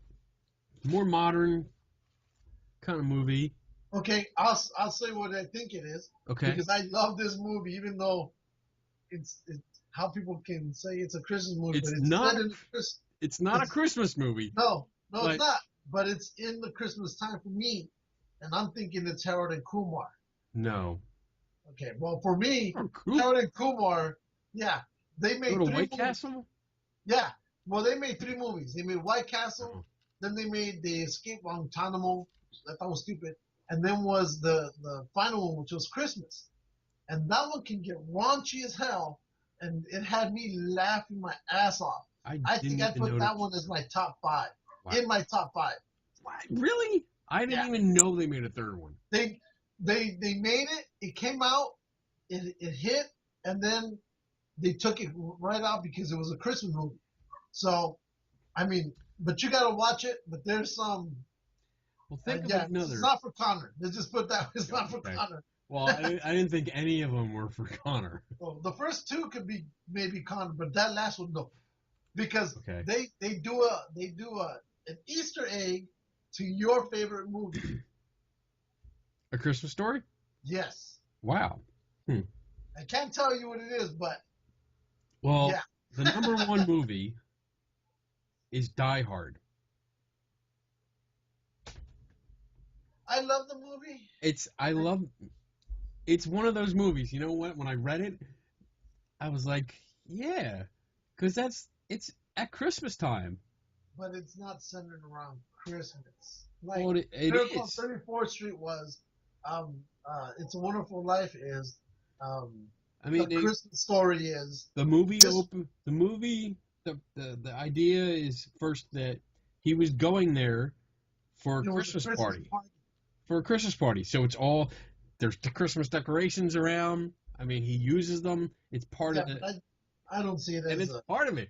Like, I have to see Hans fall off the building. Well, it's almost like for me, like, what was it? Iron Man 2? Where they did it was supposed to be set in Christmas, although it was released in the summer. And I couldn't get into that one. I'm not saying I don't get into Die Hard, but I just don't see Die Hard as being that real. I don't think it should be a number one. What are you talking about? Iron Man 2 wasn't set in Christmas time. No, there's a scene in it where it's supposedly you gotta watch it. Just watch I did watch it. Watch it again. You dumb fuck. No, you fucker. Sam Rodriguez. Anyway, that's going to be our theme for the show. All right, so I went down the top 10 list. We both said our favorite TV specials, which included movies. What else do we got? Oh, I have a list. We don't have to go through all of them, but it's the 32 of the best Star Wars gifts. And some of them are pretty cool. Some of them are not. But, I mean, we can go through. I mean, it's Star Wars. We have a Star Wars themed show. So, we can go through a couple of them pretty quick. I should share screens. I'm going to try it. No, shit. Yeah, I know. Let's see. Let's do that one. All right. Tell me when you see it. You there? I see it. You see it? Okay. Good. Darth Vader. Number 32. Darth Vader Supreme Collector's Edition costume. Which is not bad. I'll give you that. No, it actually looks pretty good. It looks really fucking good. And it comes with a lightsaber? That's nice. How much? Doesn't say. Fucking shit. This is just the best Star Wars toys. I have another list after this for the top 10 most expensive toys. Let's see. USB drives, big deal. This is nice. Tauntaun sleeping bag. Yes. I want that. I totally want that. Hey, we can use that for a Bigfoot excursion in May. Oh, how much are these? I gotta figure out how much. Oh. If I can get these, I'm gonna write it down. If I can get these for us, we're totally gonna have them, dude. That's gonna be so fucking awesome. Yeah, but it probably can't keep you warm for shit. Well, let's see. What is it? What It goes for $149. We'll see. All right. 35th anniversary C-3PO statue. That looks. I don't like that actually. You know what? You get better one from Sideshow. Yeah, because this is all. It's almost too golden. There's no depth. There's no and color this midsection. Nothing. Yeah, this midsection is not all gold. It's supposed to be black and there's blue and red wires and shit like that. I don't like that. It's made out of pure gold. Oh. Is it? And runs for $6,000. Where are you looking? Right below it. Oh. Wow. How Still, drunk am I? Like that. I can't even read that. I'm staring right at it. Screw that. They can keep it. I'd rather buy one from Sideshow. I'd rather have the Sideshow one, yeah. Sideshow, unofficial sponsor number That's number 7. 6. 7? 7. 6. 7. 7. 7. Stormtrooper bathrobe. I don't like that. That's dumb. Yeah, Han but Solo and carbonate down- crayons. I'm not sure how I feel about them. These I like. color. That looks cool. That looks really cool. Oh, $203 price tag. Not cool. Not cool. I mean, it's cool. We could just get the. We could go look for the toy. I have the AT-AT toy up here. We could go look for the toy. Cut it in half. Fill it in with some material to give it some weight, and there you go. I got. Can you see it? Wait a minute. Yes. I'm gonna screw up. Let's see. See it up there? Yep. The AT-AT. I got that at a yard sale for like, I think I got it for like $2. So I get another one. Cutting it up. There you go. I'll get another one. Cut it up. Let's see. Oh, Darth Vader iPhone case. Nah, big deal. Who cares? That's kind of weird. Yeah. I don't like that. Neither do I. I put up the Chihuahua and be more costume than dog. I don't like this hoodie either. That's the thing more for the kids. They would enjoy that more than Yeah. me. Star Wars Unleashed artwork. Oh, the coasters. Yeah. I don't mind. That'd be cool. That's all right. I got a couple of sets of coasters here at the house. I got one made out of sandstone and another one that looked like big old chips that belong on the bedding table. Nice. This is cool. I have this. Yeah. I was going to buy it, but I never did. Yeah. Millennium Falcon bottle opener. That's definitely handy. I like it. These, they're cufflinks. I saw those and I was like, when do I really need cufflinks? Yeah. I have one shirt that is made for cufflinks. I have Superman cufflinks. I haven't worn them in like 6 years because I don't dress up. Like I don't wear a suit. I have a bunch of nice shirts as well, and I haven't worn them for the longest. Yeah. Damn, the last time I wore an actual suit was a zoot suit. Yeah, I have 2 zoot suits that I wore at a Christmas party for my wife's work maybe 8 years ago. I mean, I like wearing suits. I have a few, but I haven't. I had to look back and say, what functions do I go to Yeah, that I need to wear these now? where I need to wear them. And I'll be honest, I hate not wearing them because I love wearing them. Really? Yeah, I love wearing suits. I absolutely love them. I hate it. You know, there's no right. Where am I going to go? 7-Eleven? You know, I'm not going to get dressed up to go to, buy a Slurpee. So, anyway. USB lightsaber lamp. I thought that was kind of cool. But That's not bad. I could do that.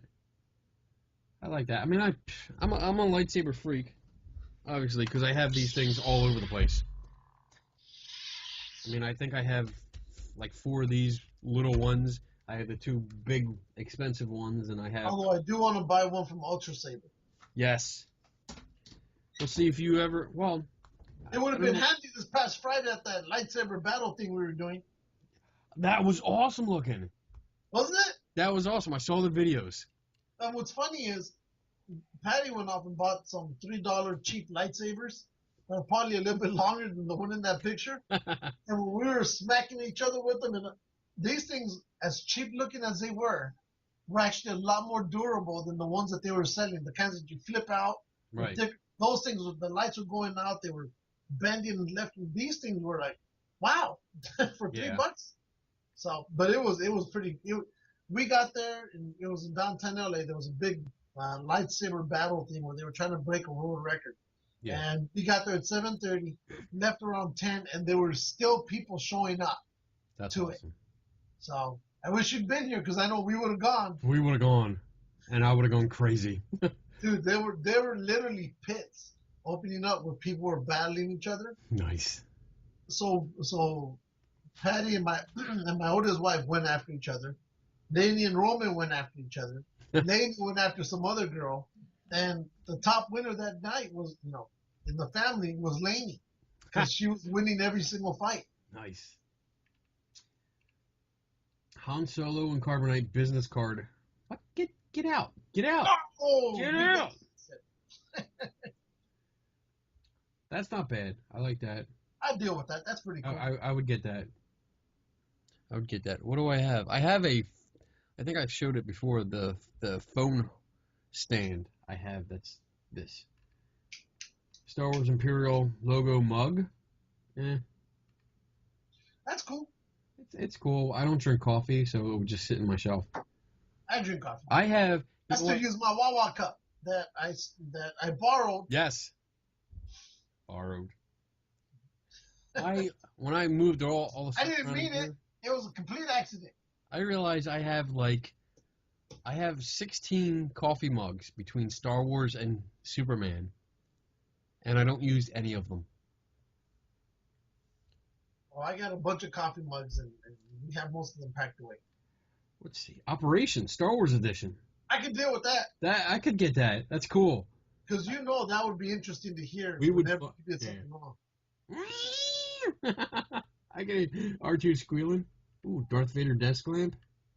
That looks weird. Yeah. It looks too cute. I don't know. I don't like it. The helmet throws me off. Chewbacca messenger bag. Oh, I thought it was gonna be the suit. I do like that. Oh. I like that. I like the bandolier strap. And yeah, I like that. I could do that. How much is that? I'm picky on those things. I mean, the one I got, I absolutely love. And I mean, I'm not big with the whole man purse thing because that's basically what it is. It's a man purse. But I have one of these. I have a messenger bag that I got because I started watching The Librarians, that show. I like that show, and Finn, he carries one. Flint. Well, I got one from World of Tanks, and they make a pretty good one. Yeah. And that's the one that you'll see me, take with me when I start traveling, when I start flying out to places. Yeah. It's durable. I love it. Well, for $30, it was great. So yeah, I'm not gonna complain. Ooh, this one's 75. It's all I've never seen the light of day in my house. What is this? Darth Vader Force Glove. I've seen that, and it seems interesting, but on what can I use it though? Allows you to pretend to be a Sith Lord with the power of magnets. For only $20, it comes with cutouts of droids for force pushing, a lightsaber for force pulling, and a fun learning guide. So it looks like you can really only use it on the cutouts, and I'm betting you have to be pretty close. I think it's just two magnets. How they, Yeah, but again, you probably have to be like here, and it'll push away, and yeah. So that kind of sucks. I mean, the glove looks cool by itself, but no. Decals for MacBooks. Don't care. Mac. I don't care. This was cool. I had this. It was the Advent Calendar 2012. Oh. And it was good. There was did I have this one or the other one? I think I had this one because I have those. Yeah, I have all these figures. I have them up on the top of the bookshelves. I've never been into Advent calendars. Neither have I. I mean, my son likes them because, he gets one with chocolate. They have little chocolates in them. I've seen the one where it's the chocolate bowl with the alcohol in it. I gave one to Roman once just to see what he would do. Because he's like, I want a chocolate. I go, here, have one. I made sure I got the one that was the strongest one. Enjoy. Oh. I started spitting everywhere. We got this one because it was after Christmas and it was like a half off kind of thing because they're expensive. They're fucking expensive. Really? The Lego one? Yeah, the Lego Advent Calendar, because each day is a new, you either get a minifigure or you get one of these little Lego vehicles that you put together. Huh. It was expensive. It was probably like $50. I guess that's not so bad. But we got it half off, so I was like, yeah, cool. Opened it all up. I loved it. The The Lego Star Wars Millennium Falcon. I want that. I still want that. I don't have it. I want that. It would Did go you see good. what Harrison Ford did? That video, yes. Oh Where my gosh. He was on the Conan O'Brien show, and Yeah, I saw that, and I'm still thinking, it's was a skit. it staged? It was a skit. It had to have been, because I He mean, threw it over top of him. It was a skit. It had to have been a skit. I mean, But it was cool, because basically, we'll look it up. Where is it? well, wait. Finish this Okay, first, finish this. and then we'll do the video. All right. Next page. Continue reading. Mr. Potato Head Darth Vader. Tater Tot. They didn't catch me. I have this. It's up in the attic. It's sitting next to the Yoda one and the Stormtrooper one that I have. Because, well, that's it. It doesn't. You can't really do much else with it. The Star Wars Death That Star. one you have. I have it. It's right up in the I corner. see it. Wait. There it is, right in the corner. Dead center of your screen. I got it, did I get it? No, not last year. I think I Got it last year. Was it last year? Yeah. Okay, I got it last year. Like he tried to call you, and you're like, don't bother me, I'm trying to put my toy together. That's right. I'm busy. I can't talk. I'm busy. That took me like 3 days to put together. I remember me and my son, he got a Ninjago playset. It was a big frickin' like 3-headed dragon that he got. And he's putting that together, and I spent hours and hours. Yeah, you were a whole day on that thing. I was done. Christmas Day, the next day, and then like into the wee hours of the morning. I was continually doing that because it's got everything. It's got all the major like rooms from the original trilogy and from Return of the Jedi. Awesome. Yeah, it is pretty cool. Darth Vader clock radio, number 5. Yeah. Hold on. That's it. I have that one. Does it work? It does. I have to plug it in, but it works. It works. I love this thing. Except that it likes to turn on by itself. The alarm just keeps going off and off. So that's why it's not plugged in. But I do have that. Pretty cool. Oh, super. We talked about this one. We talked about it. Like, I love Lego. I'm a huge Lego fan. And let me fix this camera. Have you seen the video where they destroy one of these? Yes. Yeah, they recreate the Battle of Endor. Yeah. Yeah. And you know what? The Star Destroyer, I would be into because it has more.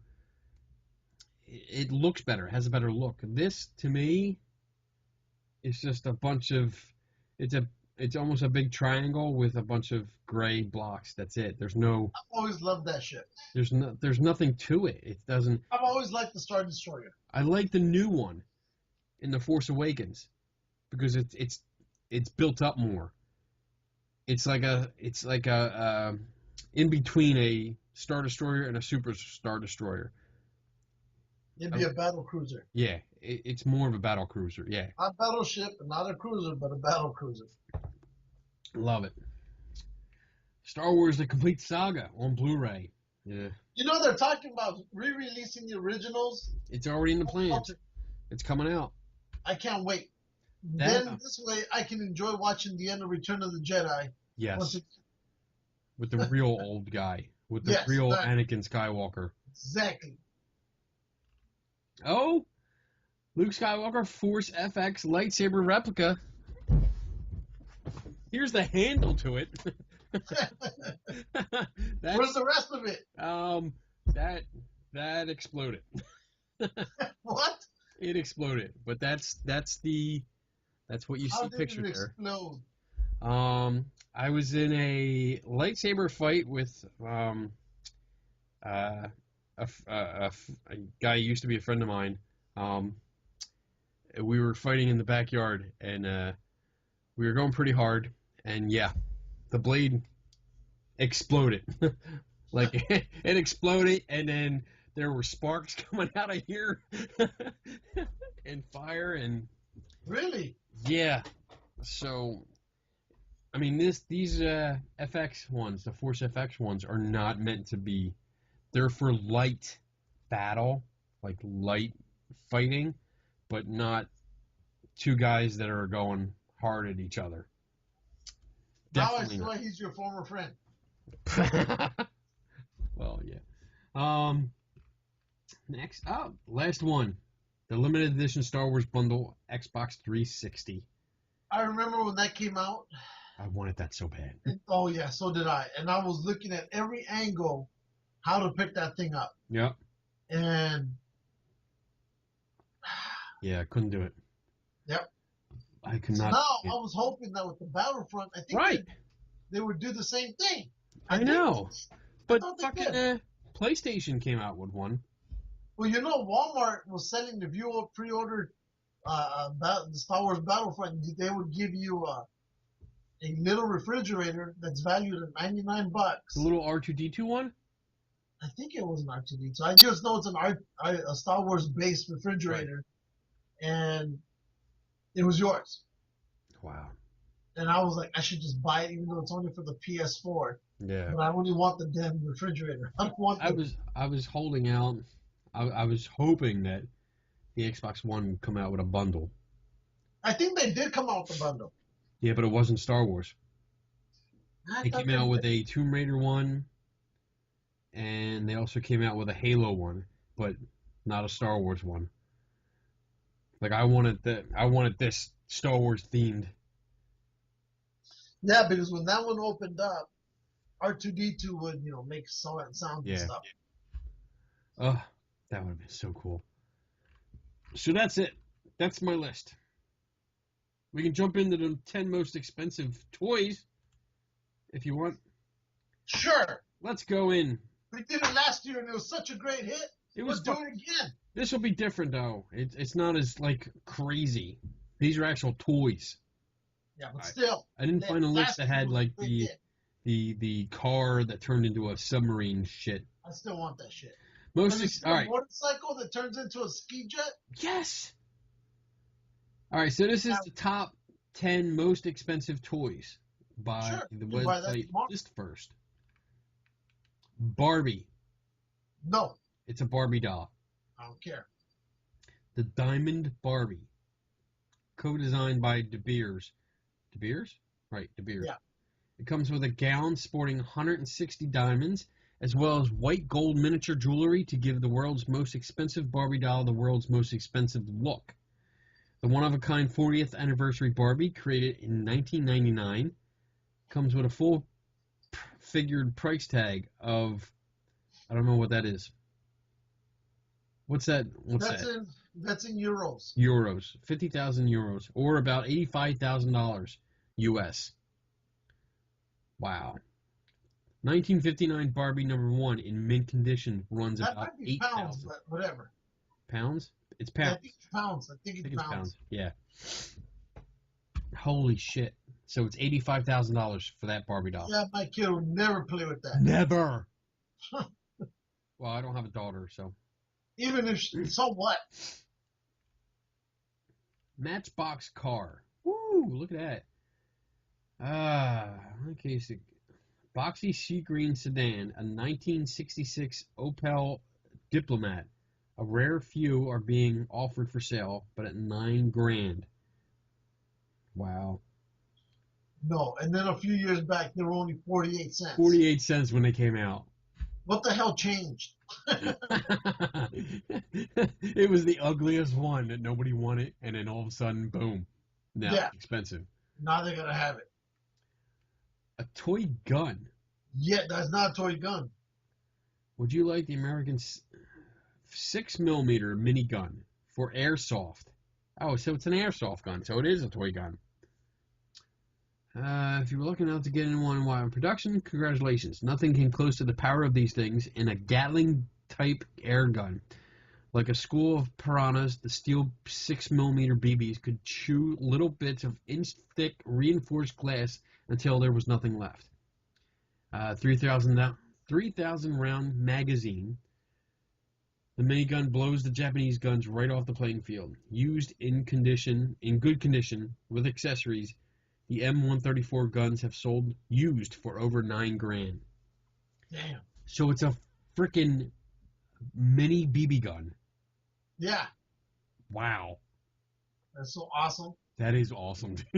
I fired an M60 version of an airsoft gun. Yeah. And I lit up the whole backyard with that thing.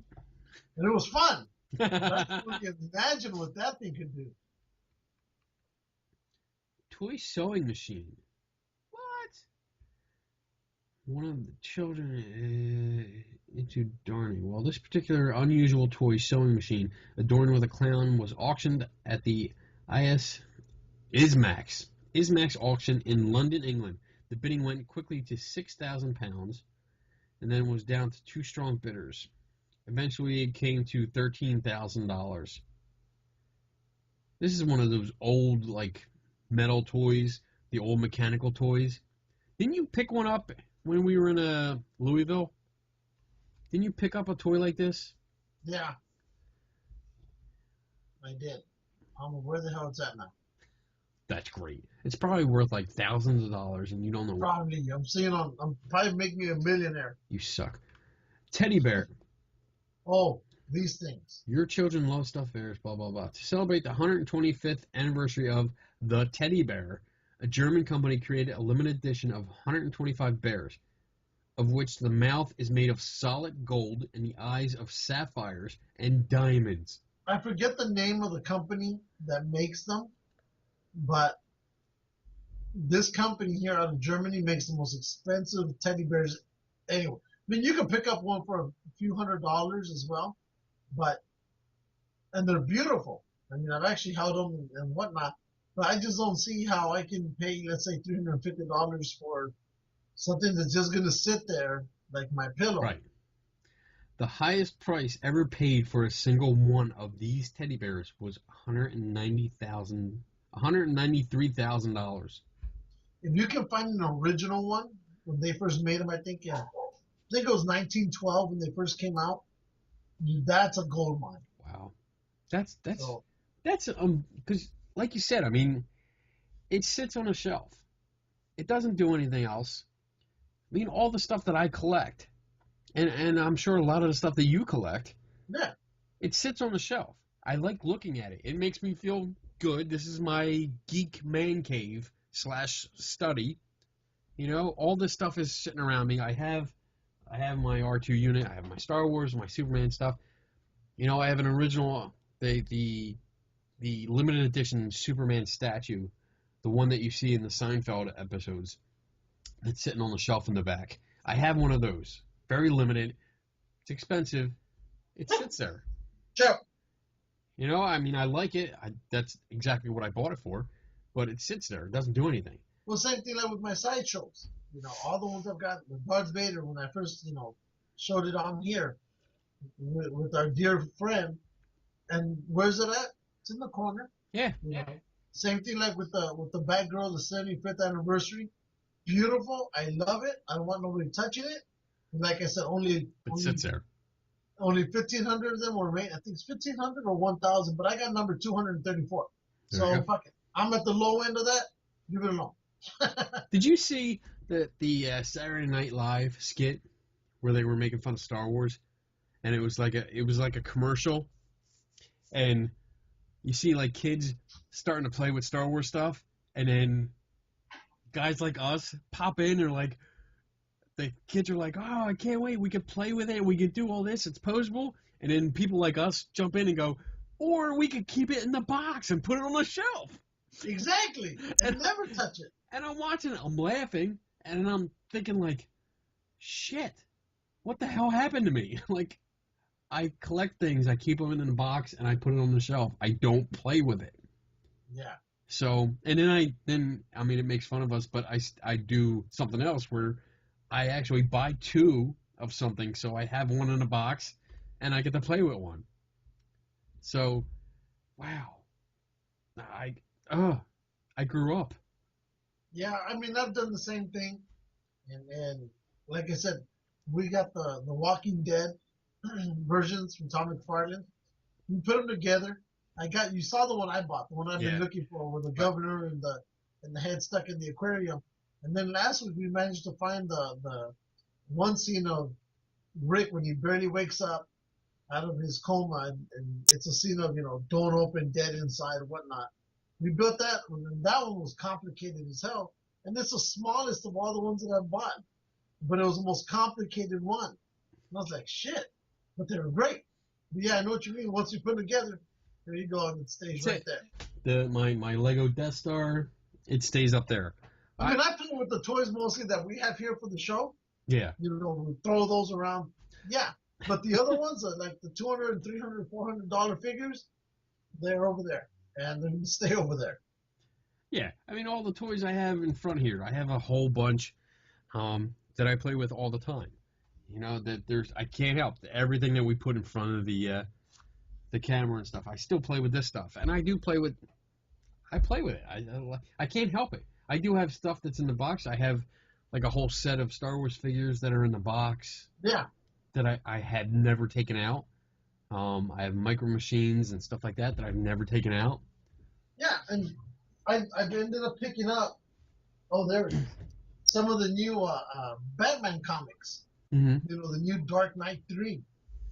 And I won't open them because a lot of those are variant covers, and I'll show you one right now. Ooh. And I feel bad. Like, I only do that, like with comics, I'm only going to do that when I know I have another copy that I can open and read. That's why when I buy some of these variant covers, I always try to get the cheap one also. Right. Like, for example, remember we said on the variant covers for the new Dark Knight, there's like, what was it, 25 or 35, no, or 45 covers? Ridiculous. Here's one of them. Hold still. There you go. I've seen that one, yeah. All right. And this one's a variant cover. Okay. And this one goes for, I think it's like $15. And then I got this one when it came through the mail. I was like, I didn't notice. I remember ordering the cover, but I didn't read the description of it, which I don't mind because it's actually pretty cool. But there was this. Yes. But it's a hardcover. Ooh. Right? And it's already sealed. Yeah. Right? And this one goes for like $12 or $15. It's $14, $15, but I get it at a discount. But it's a sketch. Yeah. And I'm not gonna open this one because I have this one. But I also know I'm waiting on another shipment where 2 other or 3 other different covers are coming in. So this is like the investment that we make for our kids. Yeah. Because I know when I get older, when I get up there, and when I finally kick it, after I'm like, 150 years old, yeah. Connor's just going to sell all this shit off. Because he's not into Star Wars. He could care less about Superman. And most of my collector stuff is based around those 2 topics. So, hey, it's Tony. Hey, what the hell? Oh, Facebook, hello, you're showing us everything. I totally forgot that I'm on this. All right. One. Next. That was my joke. There you go. I'll show it to you. Look, a black guy, a white guy, and a Mexican walk into a bar. That was my big Facebook post today. I got like 46 people like it. That's one of my big top sellers. Tony was one of them. Tony was awesome. I love Tony, man. He's a great guy. Yeah, he was good people. He's a great guy. He is one of those guys that, like, we always make fun of racial stuff. But I'm still not going to jail for you, Tony. Whatever. I can sit at work and talk to Tony about like the most delicate, quote unquote, racial issues. Yeah. And it's cool. I mean, we're good friends we're neither of us are racist, and we can talk about stuff openly, and I can ask him questions about his cultural. He has a good heart. The man has a good heart. He's a great guy. So I absolutely love him. I think he's good people. He is. I wish we could have hung out more when I was there, but you know what? He's cool. He's cool. He's good people. All right. Back to the toys. Back to the toys. Number 5, Toy Soldier. So you have a few boys who just love to wage war in their military action figures. We have the most expensive soldier in the world. It was the creation of Don Levine and was the 1963 G.I. Joe prototype. Levine sold the prototype to Baltimore businessman Stephen Jeppy on August 7th, 2003 during an auction. It was purchased for $200,000. $200,000. That's back then in 2003, so that you can only get an idea of what it's worth now. I would say between like $300 and $350, it would probably be worth. I mean, it's the prototype for one of the most famous action figure lines ever. I mean, it's amazing. Ooh, a ride-on toy. It's a Jeep. I think I've seen those before. If you have a kid between the ages of 7 and 15 and want to give them a gift that will make them an instant envy of the neighborhood, you must have the off-roader. The cost of the junior off-roader is $40,000.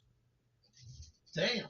It comes complete with all-weather fiberglass body with a protective frame, dual hydraulic disc brakes, rack and pinion steering, manual emergency brake, full front and rear suspension, front and Why rear buy a real car? free 3-speed transmission, radio and CD player with speakers on the side doors. Oh, and it's a very comfortable with adjustable upholstered leather seats. They can ride in style at a blistering 30 miles per hour. So yes, it's a fucking car. This is not a toy. This is a small car. That's what I said. Why buy a real car? Yeah. Wow. That doesn't even count. Ooh, number 3 is a Pez dispenser. Oh, but I've seen this before. The 1982 World's Fair, Knoxville, Tennessee. The winning bid for this. Oh, wait. If you love them collectors, 1982 World's Fair Astronaut B Pez dispenser is for you. It was on auction block on eBay. It was one of only 2 known to have been created. One has a white helmet and a green stem. It is believed to have been a prototype to the World's Fair board. The Pez dispenser was never put into production and was received from former Pez employees as stated by the auction. The winning bid for the auction for the world's most expensive Pez dispenser was $32,205. So it's pretty much, it's a unique, one-of-a-kind Pez dispenser. Wow. That's what makes it awesome. I have a whole bunch of Star Wars ones. I've seen them. Have you? Yeah. When? When you were at home?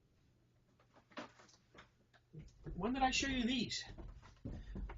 Just got them out. A whole bunch. Here's What was there? Darth Maul, General Grievous. There's Yoda. I found an antique shop that has the original ones. 3PO. I'm thinking about buying them. You should. R2-D2.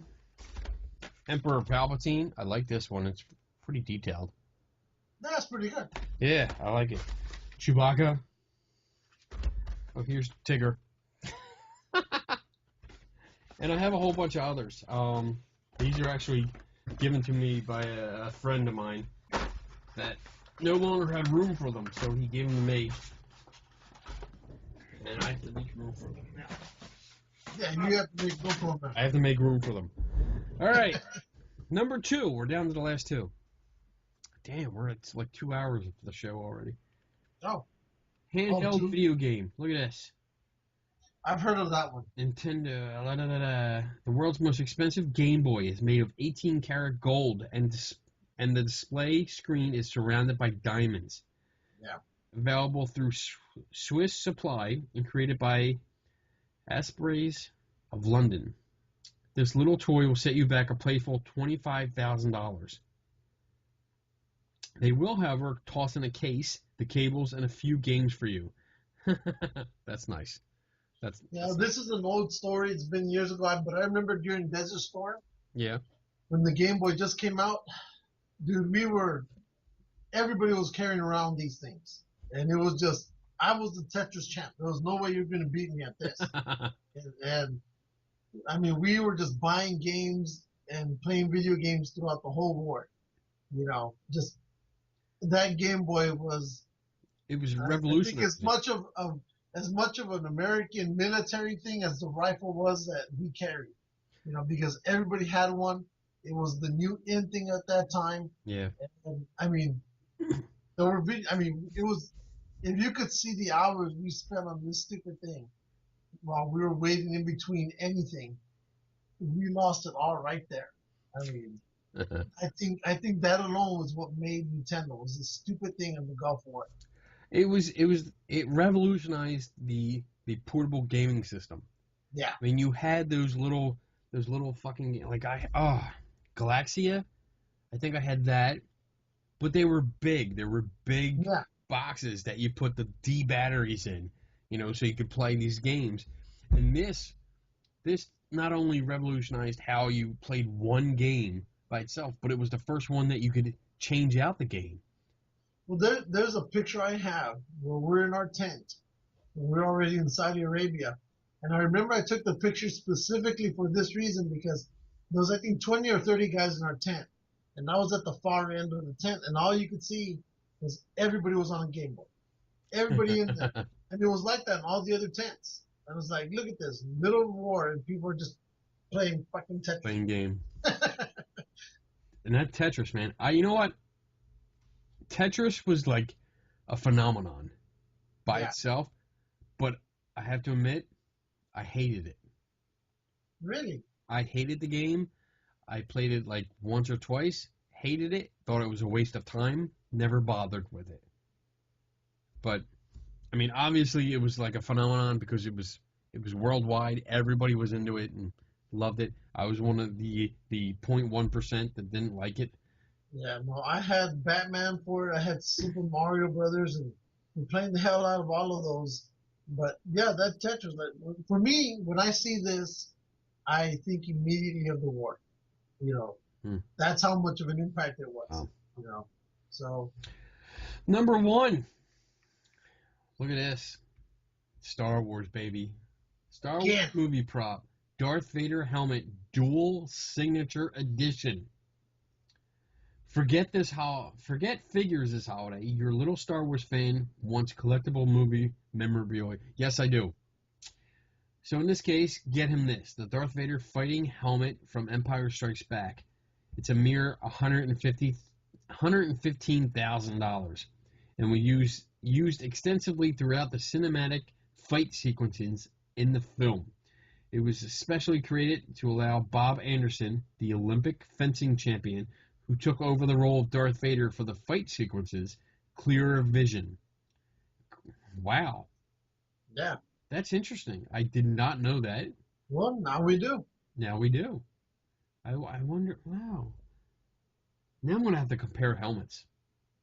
Yeah, huh? I'm going to have to look at the helmets now and just see how they differ. I think what differ more is just in the lenses. Yeah, it's probably the lenses. Well, you know, you remember in the original Star Wars, before A New Hope was called A New Hope, and it was just Star Wars, the scenes where Darth Vader is in the TIE Fighter chasing after the X-Wings going down the trenches and shit like that, you could actually see through the lenses and see his eyes. Yeah. You could see him. And they changed that with special editions. They covered that up. But that was a big deal. You could actually see him. I wonder, because this looks like the eyes are slanted more. Like, it looks like the lenses are actually a bit bigger, wider, and they're flat. slant it down more like this way. Probably so you could see more of an angle down. Yeah. That's interesting. I'm going to have to read up on more of that. Huh. Cool. All right. Awesome. Wait, now let's go to the video of Harrison Ford. Let's see. So we can show our loving fans videos. What are we looking for? Which one? The Millennium Falcon. Millennium Falcon. Which one? Harrison Ford. Ah, the Harrison Ford. Yeah. The Harrison Ford. Porn. Conan. No, wait, that's not it. Damn it.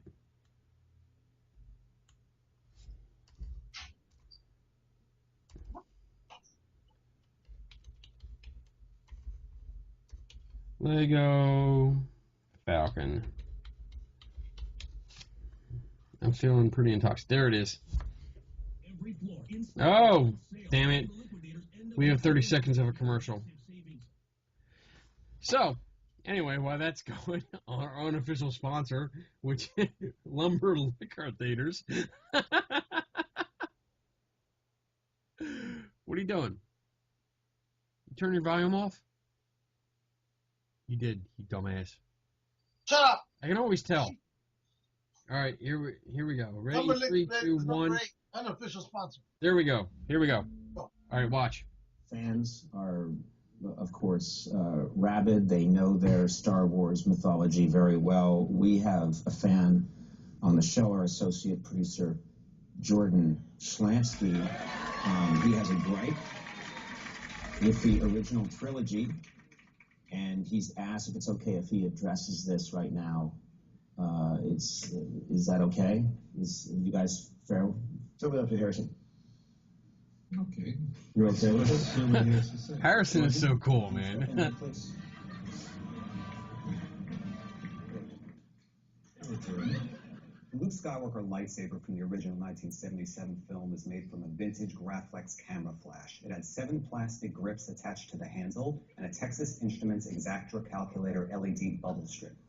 When the lightsaber returned to The Empire Strikes Back, it only had 6 grips on the handle, and each grip had a notch cut out to accommodate a visible fastener. Additionally, the bubble strip had been replaced by a vintage computer connector board. The Force Awakens trailer once again features the same lightsaber, still with the correct vintage computer board and still with the notches cut out of the handle grips as we last saw them. However, it's unclear whether there are 6 or 7 grips on the handle. Can you please confirm whether the Force Awakens Luke Skywalker lightsaber has 6 or 7 grips? Well, it's a great question. And definitely something for Harrison to handle. Sir? That's how anal my buddy Joe is.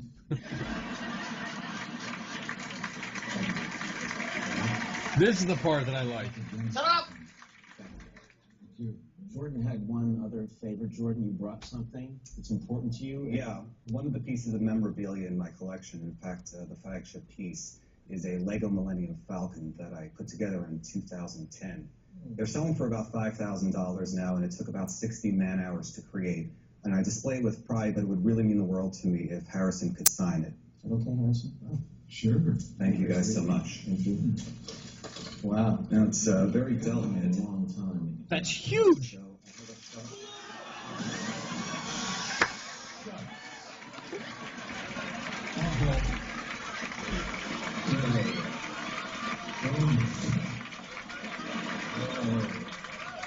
That's bad.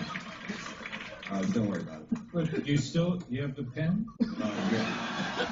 Okay. Fine. You're okay? Thank you. No, does it make it much more valuable? Okay. Now is when we hear a muffled shot and a by phone. Gentlemen, hey, here's your pen.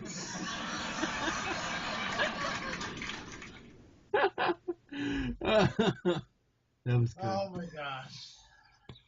Oh, damn. Harrison Ford is funny. He's really funny. I mean, I wasn't sure, like, over the years, it was like, you know, he wanted to be killed off in Star Wars, so I always had that thought, like, he was bitter. You know, but I've seen him in the last couple of years, and he's been a funny guy. He's been nice, outgoing, very helpful, and he enjoys the fans. So I really like that.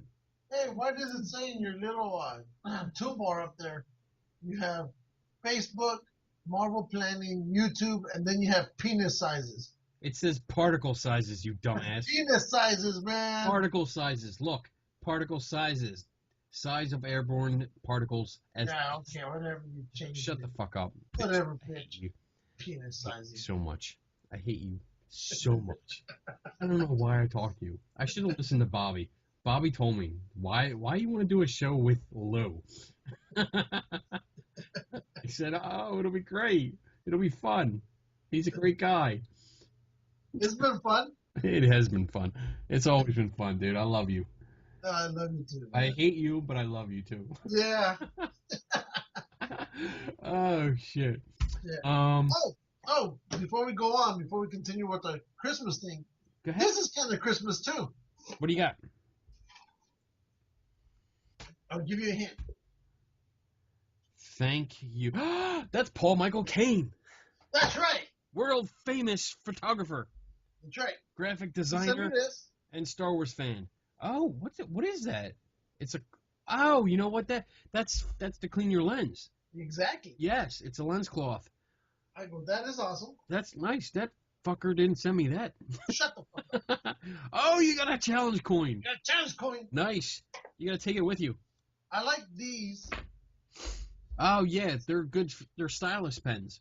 The regular pens. But Regular then pens I didn't notice that. Look. See, look, It has the stylus tip. somewhere. Where the hell's the camera? It's There you are. It's that circle in the middle. Oh my god. There you Yes. are. It So has- I didn't know it had that. And I tried them and I go, oh my God, they actually work pretty well. So, and then of course, I know you got this. Yes, that's on my camera. Yes. I'm going to put that on mine. Good. I got another challenge coin. On your slipcase. Yeah. Very nice. Look at you. So I was like, that's pretty cool. And then of course, I'm not going to take them off, but the same cards that you got. Yeah. And then there's a credit card looking card. The white, gray, black card. Yeah. Yeah, that's for your You still- to set your shit, white balance. Your white balance card. So, but that's awesome. So, Yes. Sweet. so yeah. So I He's- got this yo, stuff. I told you he was a great guy, and he. Yeah, no, hooks you up. he's awesome. I mean, I love the interview we had with him, Yeah. and of course, when this came in, as you saw, I posted on our page, and Yeah. again, I promoted his stuff. And the only reason I haven't taken it out of this box is because I just don't want it running around anywhere and get hurt and Right. get damaged. So Dude, keep it there. I told you when I told you we were gonna have him on the show, and I talk about him constantly because he's done so much. He's just a genuinely nice He's guy. a good guy. You know, he helps you out, and he's done so many things. And when you meet him in person, he is just so excited to meet you. I'm hoping that he really can make it with us to the Bigfoot thing. I want to show you because one of the things I didn't show when we had him on, because he does these folios. Let me see, where is it? Like these mini books that he does for these places that he goes and photographs. And he had talked about the one he did for Mifflin. So this. Oh is, yeah, Yes, I had gotten this at Fort I've Mifflin. used that as one of my cover pictures on my Facebook. And I mean, he was really cool. He gave me, these are metallic prints that he did. You can see the shine off them. This is like this is the powder magazine that's there during when it was overgrown. And I believe these are infrared photographs. They're cool. But he does these things. He did one for the Lazaretto, and he did one for Fort Mifflin. It contains some history. He writes about what he sees, and it includes some of his real good pictures. It's just amazing. It's really cool. He's really gifted at that. He is good. He is really good. I really admire his work, and I mean, But you know what? For a guy who's done what he's done, he's not like a majority of people are pompous asses. You know. right. He's really cool, and everybody who saw that interview would know this guy is cool. And we've since, we've had a little bit chit chat, since, and not nothing big, but he even posted on my Facebook today about what did I tell? Oh, another sideshow deal. And he's a big geek. Yeah. Loves this stuff. He loves Star Wars. He loves the comic stuff. And he's into it. Like, you can talk to him about all kinds of shit all day long, and he's right there with you. And he's that's what I'm saying. I really hope he goes with us to that Bigfoot. Bigfoot. I think he said he's going to make it. I hope so, because that'll be fun. We will have so much fun. But I think he did say he's going to make it to that. Okay, good.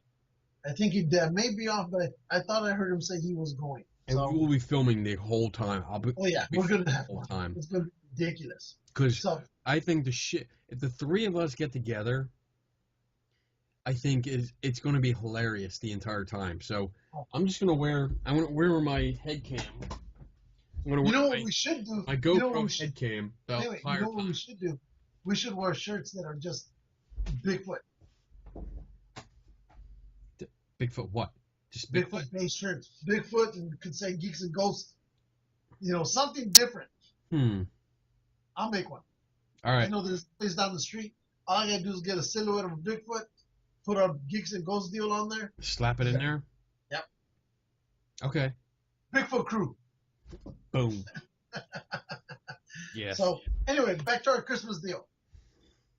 So, I think before we end the show, let's talk about our most favorite memory. And I'm going to let you go first. Oh, man. Why do you make me go first? Because you're the white guy. And you're the bitch. That's right. That's right. Bitch, I go first. You're the bitch. Let's see. I guess Christmas is weird for me because I think, and I think I've noticed this with a lot of our friends. Like, as you get older, I don't know, for me, the most joy I get is watching my son experience it.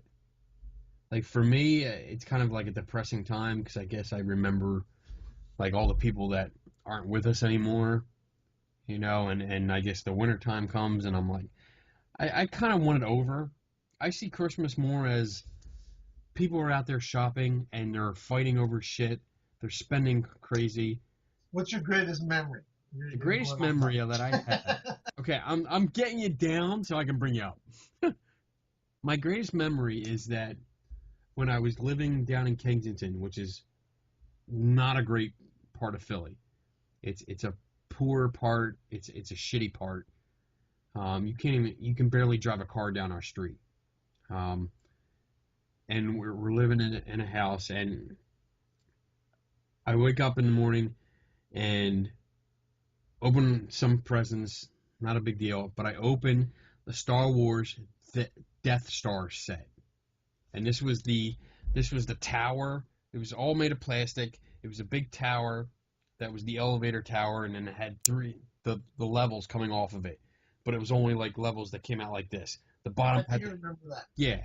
I mean, it was when you look it up, that's the one you usually find. It had the trash compactor in the bottom. It had the gun on the top. Yeah. And I remember being in I'm pretty sure I had my Star Wars pajamas on, and it was the first time I remember my father and I working on something together. Because, I mean, I was little, I didn't know how to put it together. He helped me, and that was probably my greatest memory, because that was the first time I remember me and my dad working on something together. It was Star Wars. It was something that I loved. It was something he loved, and it was just cool. We put it together, and then he actually sat there and played with it with me. And I was used to him more watching like TV. He was watching like football games, or you watch old westerns, which I didn't have any interest in either of them.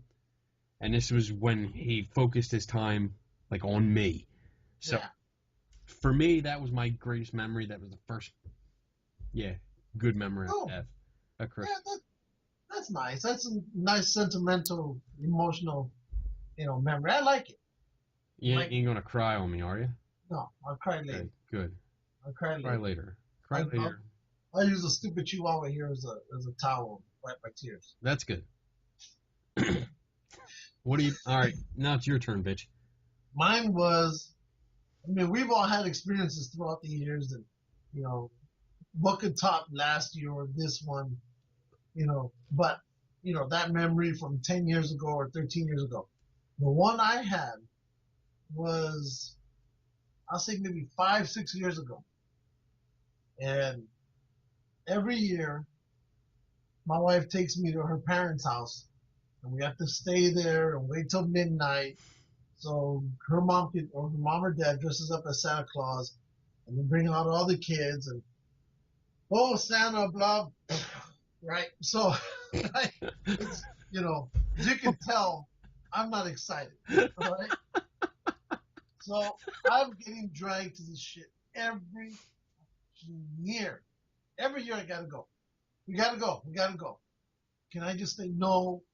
There's a few things that I have to go to, even if I want to. Christmas, Thanksgiving dinner, and her parents' anniversary, party, because they throw a party. Everything else I can care less. Anyway, so they drag me here. I'm miserable, right? I'm just miserable. I found a corner of the house where nobody can bother me. I can totally relate to that. Yeah. So somewhere along the way, somebody goes, "Hey, we found this VHS tape, and it has all the family, Christmases on here." So my wife comes over. She goes, "You need to go watch that." And I go, "I don't want to watch it." She goes, "No, you got to go." And I'm like, "Fuck, maybe this, what the hell? Let's go." So we go, and her mom, her cousins, her aunts, her uncles, 5,000 little nephews and kids are in this one little room. It's probably as big as this. And I'm in there thinking, oh my gosh.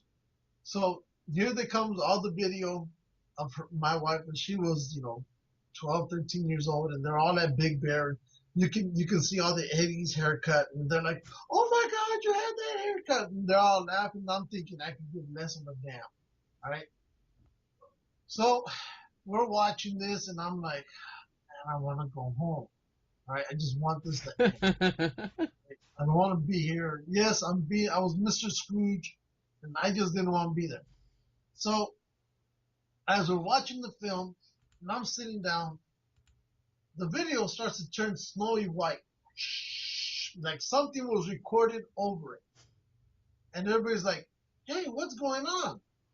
And I'm thinking, why is Three's Company coming out? Because there was a copy of Three's Company. So we're going into Three's Company, and I'm like, okay, maybe I can deal. Now I like it better because I like Three's Company. And they had recorded. Wait, it gets better. They had recorded Three's Company over their family memories. So now you can hear the sisters telling the brothers, because the brothers were the ones who had it, "How could you record over this?" And they're like, "I don't know. We were young, this and that." And then all of a sudden, here comes the snow again. And I'm like, and then it happened. The greatest moment in Christmas history in my life.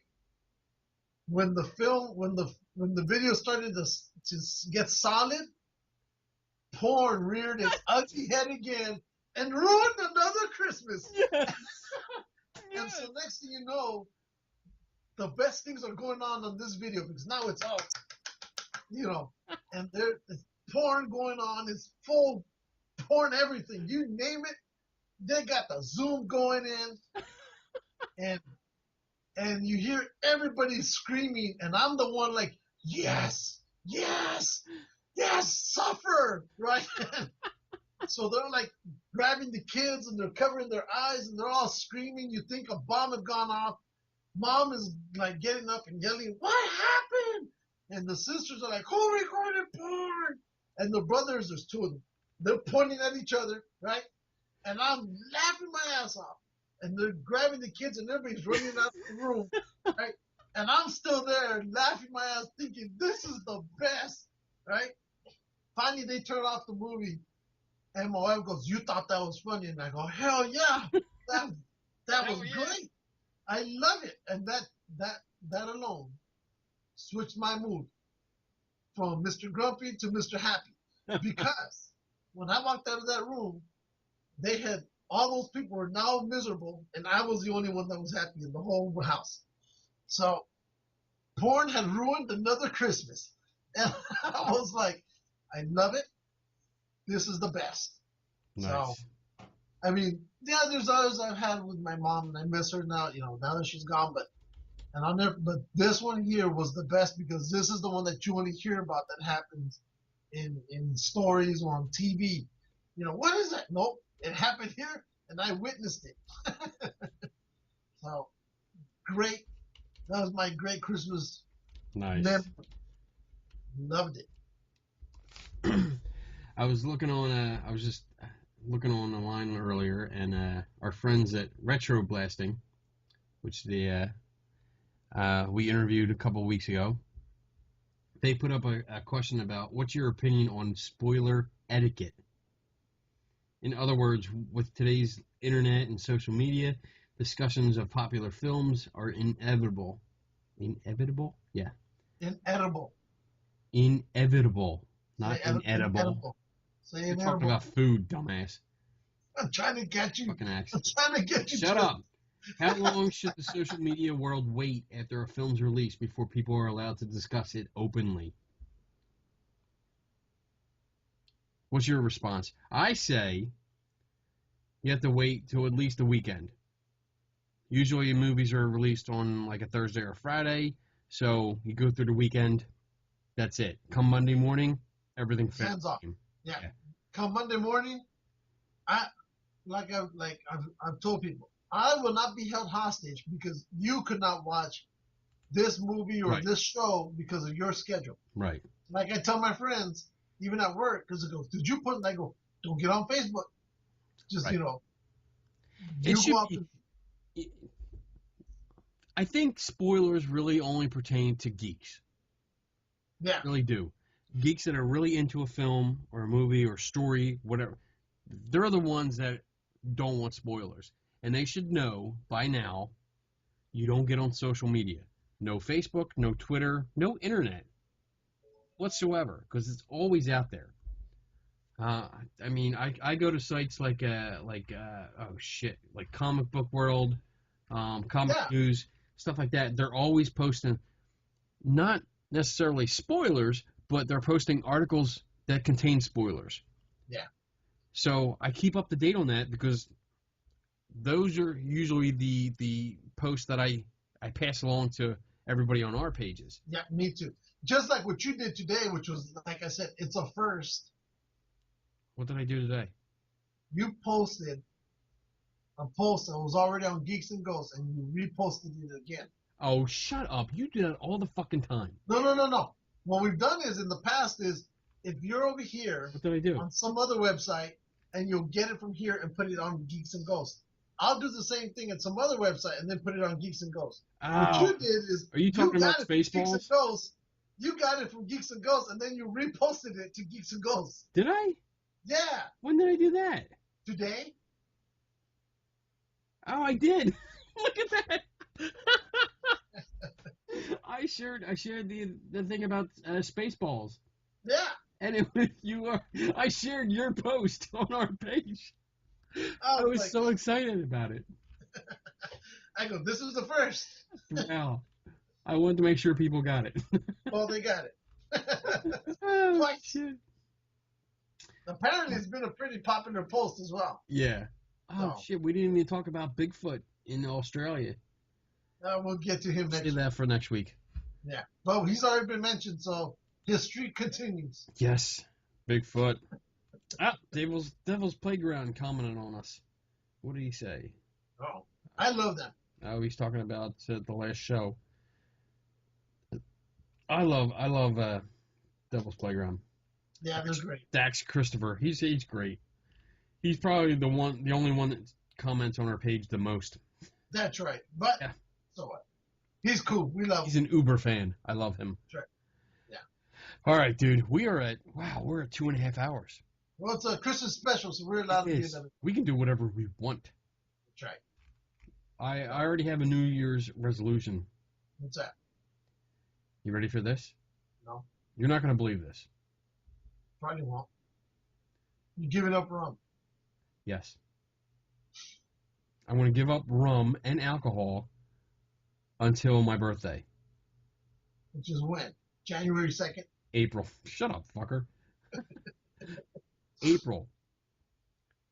So whenever my birthday bash party is in April, or it could be May, depending on the weather, I'm giving up alcohol because I'm trying to get back in shape. I slacked off this past year because, of other issues, family issues that took precedence over my normal routine. So, I'm trying to get back into everything. So I actually started eating right, and I'm trying to get back to training on a regular schedule. And well, I have that scheduled for the beginning of January. Yeah. For me, I mean, I was going, and then once Thanksgiving came along, me and myself and another person at the house said, you know what? Let's just put everything on hold. Yeah. Because with all the food that's going to be coming, we're going to be going to the gym, but then we're going to be eating, and it's like 2 sets forward, 3 back, 2, Yeah. So just enjoy the holidays, and then when January comes around, we're going to go back to the gym and just, kill ourselves. So That's it. That's it. That's what I said. January 1st, that's it.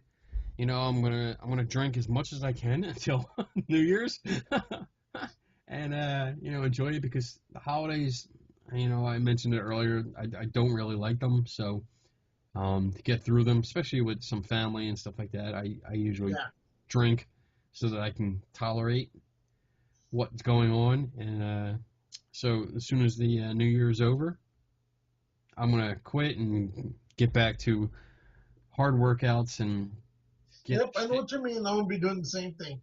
So yeah, we should look sexier by summertime. Yeah, this way when they put us on those missing posters, there's just hotness on. We're missing 2 hotness bitches in the woods. That's right. That's right. Oh, we got to talk about that later. Yeah, we'll talk about it later. Your missing 411 guy. I have to talk to you later about that. Oh, we'll talk about him. Something came up by somebody else, and it was brought to my attention. We gotta talk about that. We'll talk about it. We'll talk about it. All right. I think that's it. Oh, that's it? Yeah, you published this. Never mind. I'm going through our Facebook page and seeing what we're good. We'll talk about all of it next week. Yeah, we'll get back to a lot of stuff next week. All right. All right. Let's wrap this up. If you're watching this on YouTube, make sure you subscribe. If you're watching this through Facebook, make sure you like our Facebook page. Make sure you go to our Instagram account at Geeks and Ghosts, so that we know that you guys are watching, you're paying attention, that you want more. Hell, if you have suggestions, throw them up there. What else? I lost all my Post-it notes when I moved everything. If you have a Comic-Con coming up, let us know. We do East Coast and West Coast. We have Mid-South people, like Kentucky and stuff like that. We have Bobby Tingle out there, so he can go to those. And we steal pictures and stuff from him and put them up on the site. But we also attend ourselves. Let us in for free, and we will promote the shit out of you. That goes for horror cons and paracons and whatever. All sorts of cons. Yeah, all sorts of cons. We like everything. It's not convicts. Yes, what he said.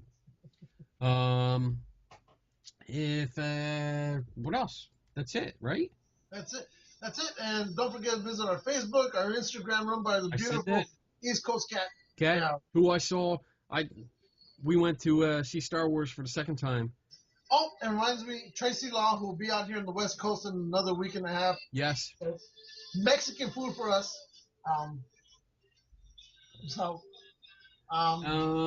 Thanks to our official sponsors, Devil's Playground. What? Devil's Playground? Boom. Look this game up. It's pretty cool. Yes.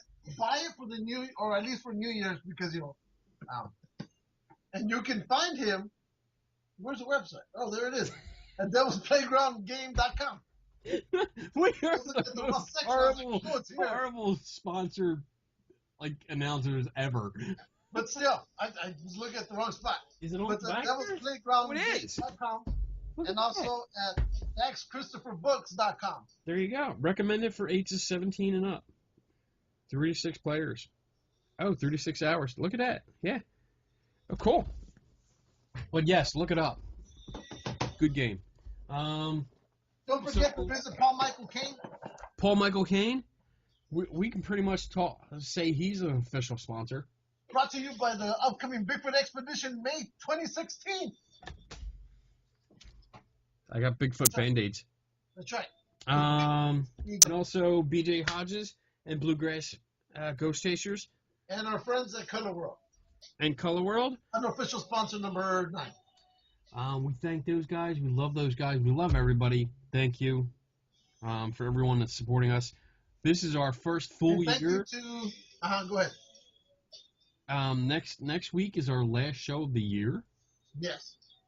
And it's our first full year of doing the show. And it's been so much fun. I love doing the show with you. This fun. I enjoy it too. You fucking Mexican, you. Bitch. You're such a whore. And also, I want to thank unofficial sponsor number 10, the Yo-Type Singers and Orchestra, for bringing us the Snoopy Christmas song while we were on break. Yes, thank you. That's good because we don't get copyright problems. Yeah, they can't sue us. Nobody remembers their music, so this might bring them back. Yes. Hey, if there's any people that are out there that have music, like bands, or you do some kind of music and you want to feature it during our break, let us know. Send us something. And we'll play it. And we'll play it while we're on break. And we'll promote the shit out of you. So, do that. Because we're all about free advertising over here. Free advertising for free shit. That's what we do. You like either that? Either way, hopefully you enjoy it. Yes. Hopefully this, but we'll get to our end of year show next week. Yeah. And then we'll talk about this past year. What? All right. Anyway, never stop learning, kids. Don't take anybody's word for it. Awesome. And we are out in 3, 2, 1. Bye. Bye.